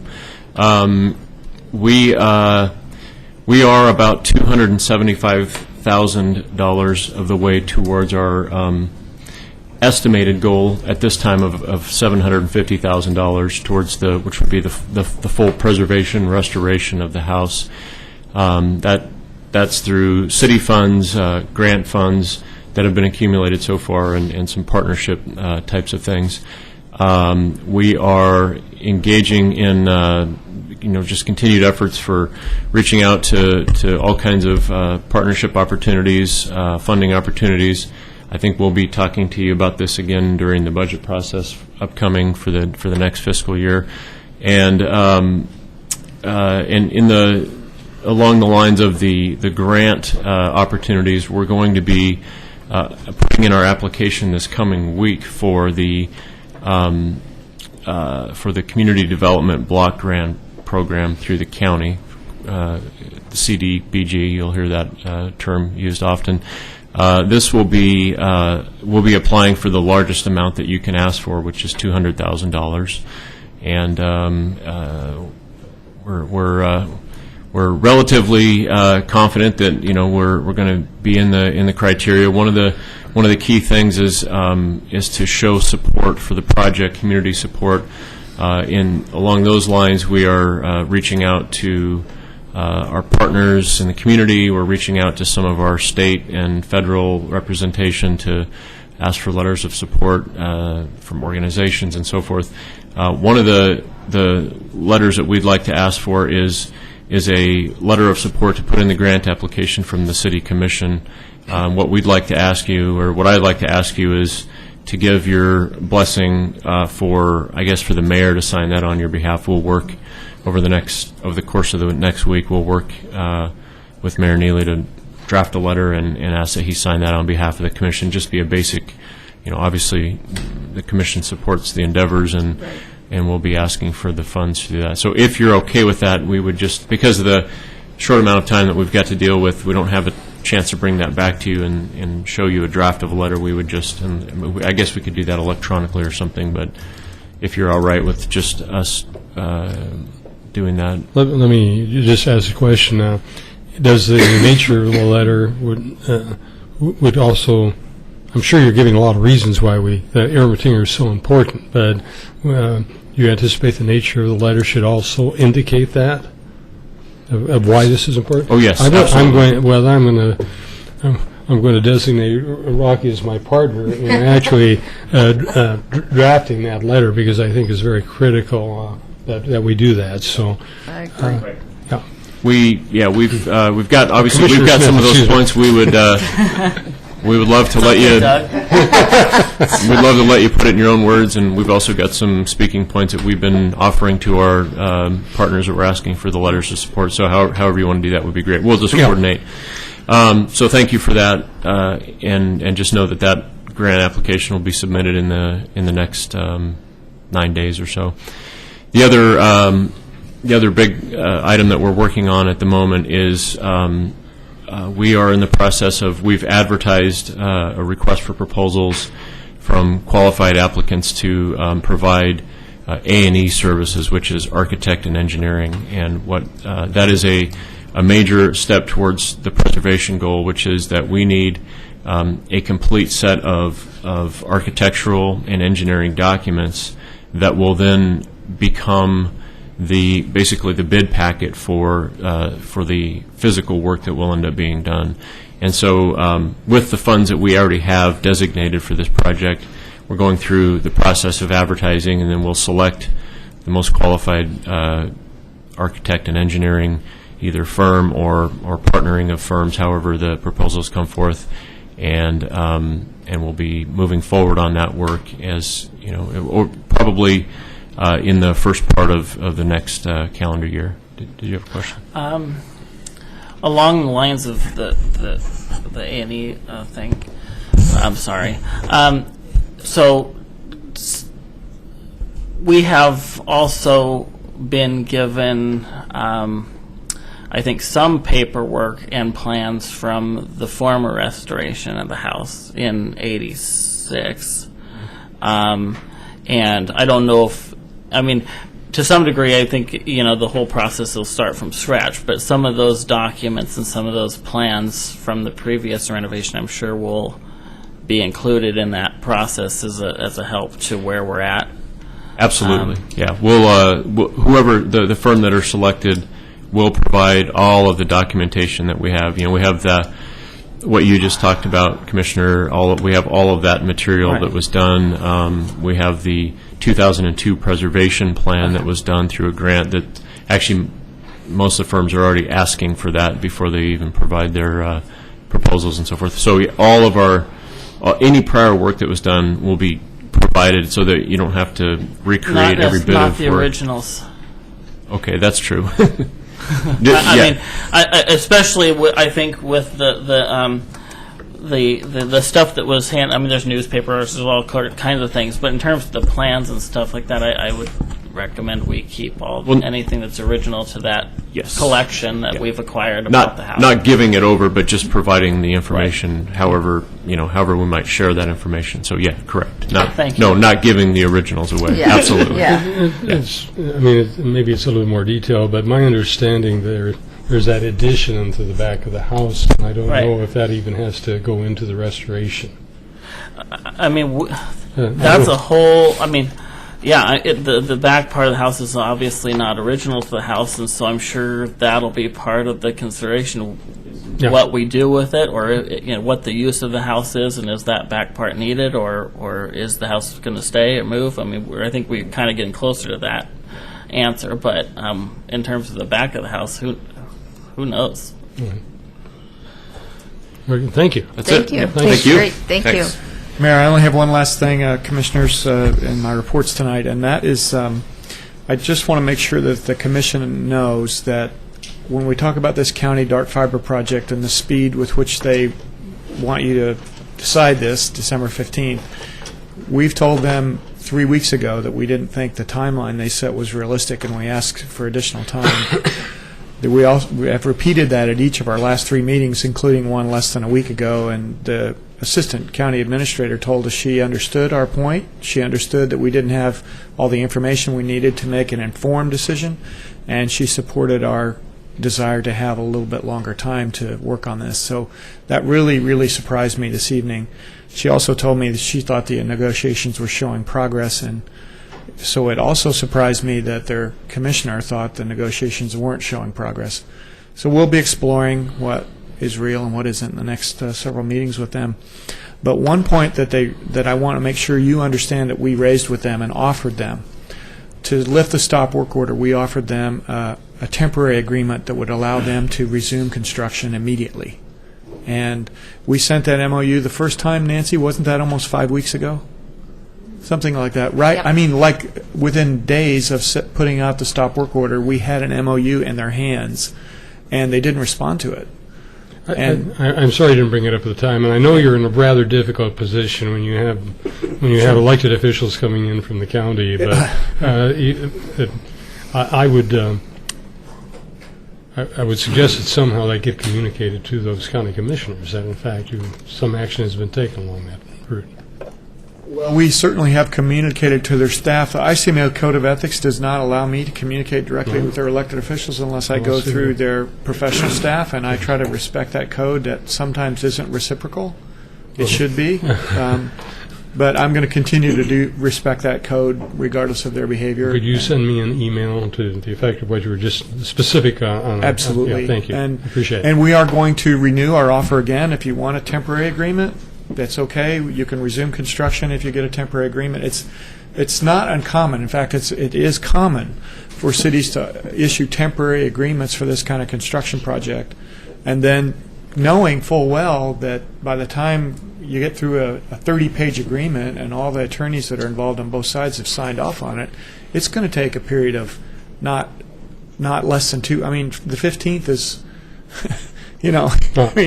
Yes. It's a week from now, so you can't do an agreement like that in a week unless, of course, you want to make sure the other side doesn't know what they're signing, right, what they're reading, and what all the ramifications are. And so I'm looking for an informed decision, not pressured acquiescence. We won't do it until the 16th when you're gone. It's your city, Mayor. It's proceed at your peril. I want to be on record that I didn't recommend that. Of course, I'm joking. Regardless, we're going to keep meeting with them. But, for example, we were hoping to meet with them. Because they're closed on Fridays, we only have 4 days, generally. They did come in last Friday and meet with us. And this Friday, our attorney cannot be here, so we're trying to find another day. And I don't know if we're going to get a day this week, but we'll be back on next week. I'm thinking we'll be setting up meetings with them, assuming the 15th deadline can be extended in their eyes. And we're not sure, by the way, why that 15th deadline is a big deal. Originally, in our negotiations, we were told that we have to have a deal by January 1st, and then that deal moved to the 15th. And in fact, last week was the first time I'd ever heard the 15th as a drop-dead date. I was told that the January 1st date was important because the school was going to be on break, and kids were going to be out of the building, and then they could install this fiber. But they don't install it in the building. They install it, in the right-of-way leading up to the building. And so we suggested a number of other times that the school might be closed throughout the year where they could do that. And I think there's quite a few, right, Rocky? And we even talked to the school and said, would it pose a problem for you to have the fiber installed later during spring break or summer break or any of those other times? And the school has informed us that there wouldn't be any problem and that the students being in or out of the classroom wasn't a deal breaker for them. So again, these dates have moved around and the reasons for them have moved around a little bit, but we're anxious to get it done. Mm-hmm. Yes. Just so the sooner the better. And I think as soon as they realize that the commission is serious about protecting it in the city's interest, then I hope they'll work with us. So that's all I have for my report tonight. Okay, my turn. We're going to need to develop a process for appointing a commissioner to fill Commissioner Neceda's seat until the election for that seat comes up in November. And we should invite applications for that particular position, and I wanted some recommendations or perhaps directions perhaps to our city recorder, even in the period of time that David Frazier isn't here, about perhaps suggesting some processes that can come forward to us at the first meeting in January if this is acceptable to the rest of us. Yes. I guess that's all I want. For her to do so is acceptable, and so we anticipate maybe you could pull something together by that time. The canvas is due out approximately the 19th, and at that point, the recall is official. We could begin advertising shortly after that, and if we, say, gave it 3 weeks, we could possibly have applicants available. I guess one of the questions I have is, what are we going to require in the application process in terms of, obviously, experience and those kinds of things are going to come forward? We put together an application in 2006 when there was a vacancy, and I can email that to you and just let you take a look at it and revise it in any way you wish. And it's pretty comprehensive, but it asks for lots of information. But if you could send me your comments, then if we could have that before the 20th or so, then we could get that out right away. Okay, very good. There was a question once upon a time about whether a criminal history check was required for that position. Mm-hmm. If you wanted to put something in your form about that, yes, exactly. Because generally, it does. The code gives the manager discretion, which in this case the manager doesn't particularly want to make the decision about whether to do it or not. And I think Mr. Hunt is in the audience. I think that's my first time I had a discussion with him was about that issue, and I think he was correct in his assessment of that at the time, and based on our ordinance. So I would suggest that maybe we have consent, and we have a consent form that our HR department uses in their applications, and we could just include that in the packet, and then as long as they're consenting, it's not a hard decision. Right. There's a process. Just 1 second. There's a process that happens when people are elected, and the press is probably not paying that much attention to city commission positions. But the point is, anything that would raise to a concern would probably come out in the election process. This is different. We're making an appointment, and we wouldn't want to be put in a position to have appointed something and then have something embarrassing that we should have known about ahead of time come up. And so I actually was talking to our city manager about this, and I think it's a little bit more it's more distinct than the situation where we're actually leaving the public to make the decision. And if everybody agrees to that, and I think it's right, that has to be put out there so that the prospective applicants know that would We be can the put it case. on the application form, Nancy, and then also include the consent form in the package for the application. Yes, come on ahead.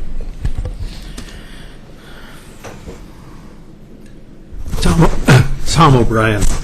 I have a concern that a 3-week time frame at this time of year is a little bit short. It's a good point. Considering that you have 2 holiday weekends in there, there are a lot of people who will take their children and go off to Hawaii or wherever for the holidays. I think that the time could be, in this case at least, extended, at least a month. I think that's a good idea. I think it's a good idea. Thank you. I have a concern also, and that is one of the things that was brought up in this recall election is that Jim wanted to change the 165-year-old charter. I think this is an excellent example that we need to change our 165-year-old charter, because as I've read that charter every night when I go to bed, it's on my nightstand, and I'm trying to figure... Do you suffer from slumber? No, I don't. Not at all. No, I've been trying to figure out how do we put the next commissioner in place, and there's nothing in there. It just says we'll validate that person with no process. Yeah.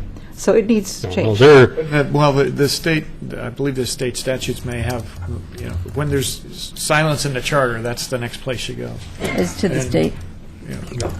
So it's, you're appointing, the majority appoints the vacant seat. It's just what you have to do. But, so if we can look at something that gives you at least 30 days after the 19th, that seems to make a lot more sense to me as well. Okay. Very good. Thank you. Any comments from the commissioners? Yes, Commissioner Smith. A few things I wanted to mention. First of all, I wanted to welcome Eric. So I'm excited about the opportunities that are coming in the future with Oregon City. And you were on the top 3 of my list. I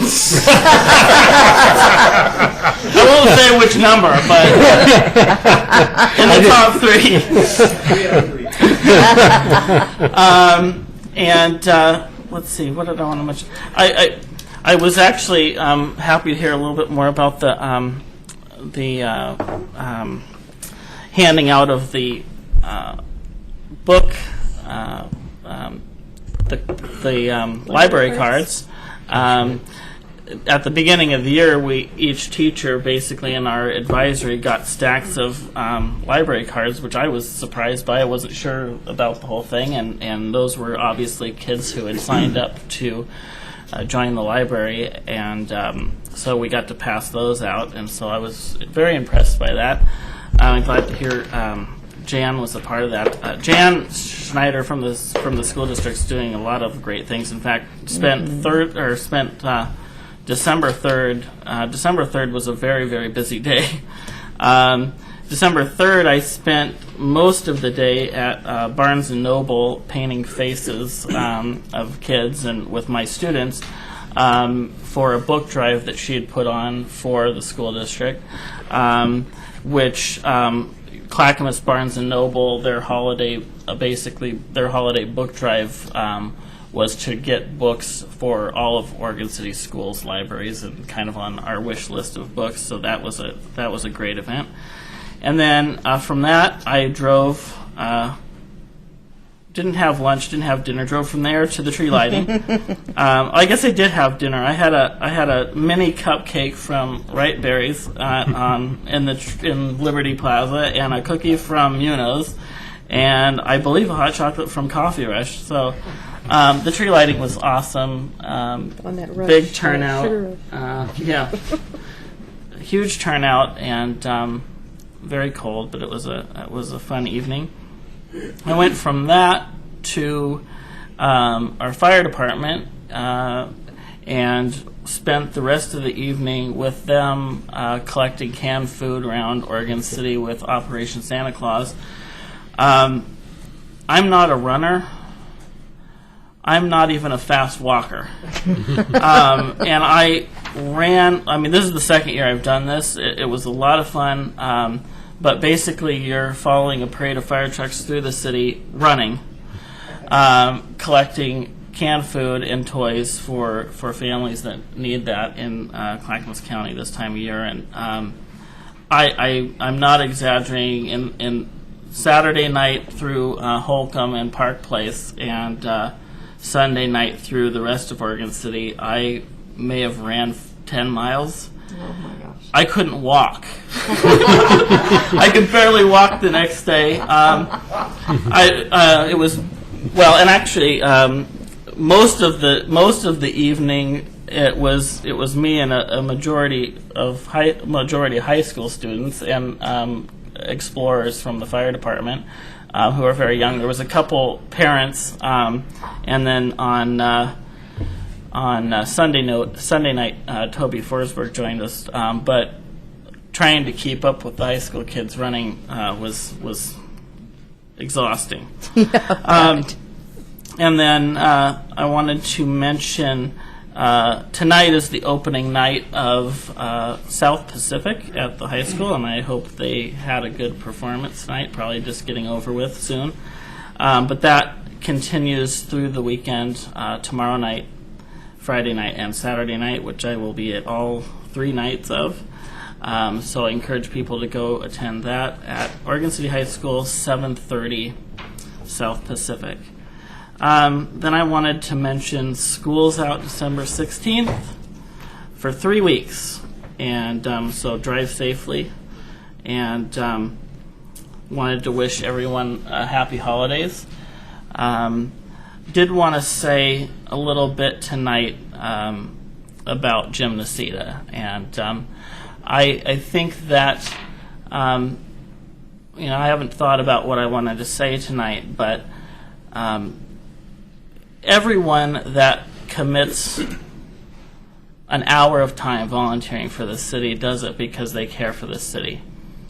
When you do something like run for city commission, the amount of time and the amount of work that you have to put yourself through, and most of us before we committed to run for city commission, I think had, we all have some idea what that's going to entail, but until you actually do it, you really have no idea.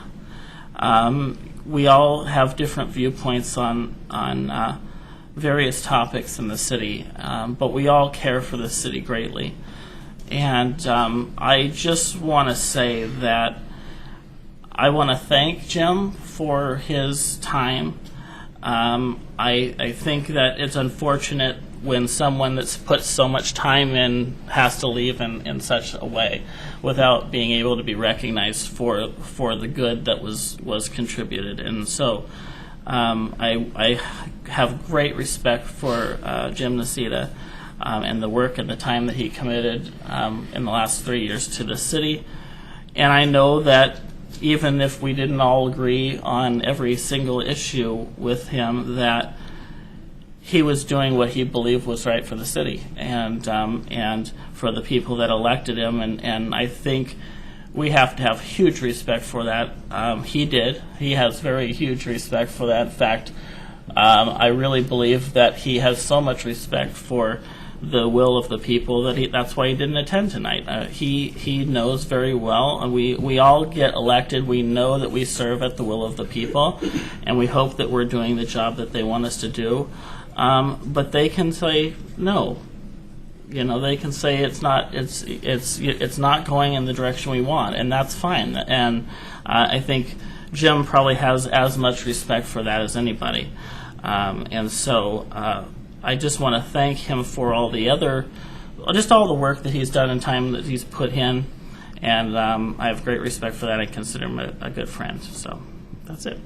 Thank you, Rocky, for those comments. And I think that's true of all of us. I think, and we've had differences, but I think we've all showed respect for each other, particularly in the public forum here, and I think that's a quality we need to look for in terms of the replacement as well. Somebody that does listen and gives concrete reasons why they disagree with various of us and so forth. But I agree with your assessment. I think James came to us with a lot of great ideas, and we have moved on some of the ideas that he has presented to us. He's very thorough in looking at the things that are before us, and saving a great deal of time at looking at ordinances that were before us, far greater time than I've ever spent, and so forth, and consequently had better products in the process. And as I said, I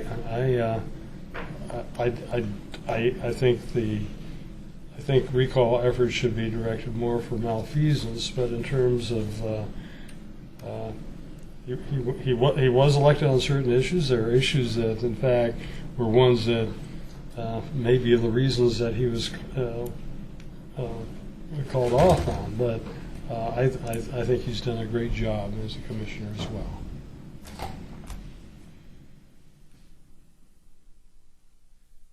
Well, any other comments? Well, for Commissioner Nocita, I would say, thank him for his time that he did put in. He did put in a lot of hours, and he did research a lot of things. And I've said all along, he's got some good ideas. He just puts a lot of other stuff on top of those good ideas. And you're right, sometimes we didn't get along. Didn't agree. Any other comments? With that, meeting is adjourned. Thank you, everybody.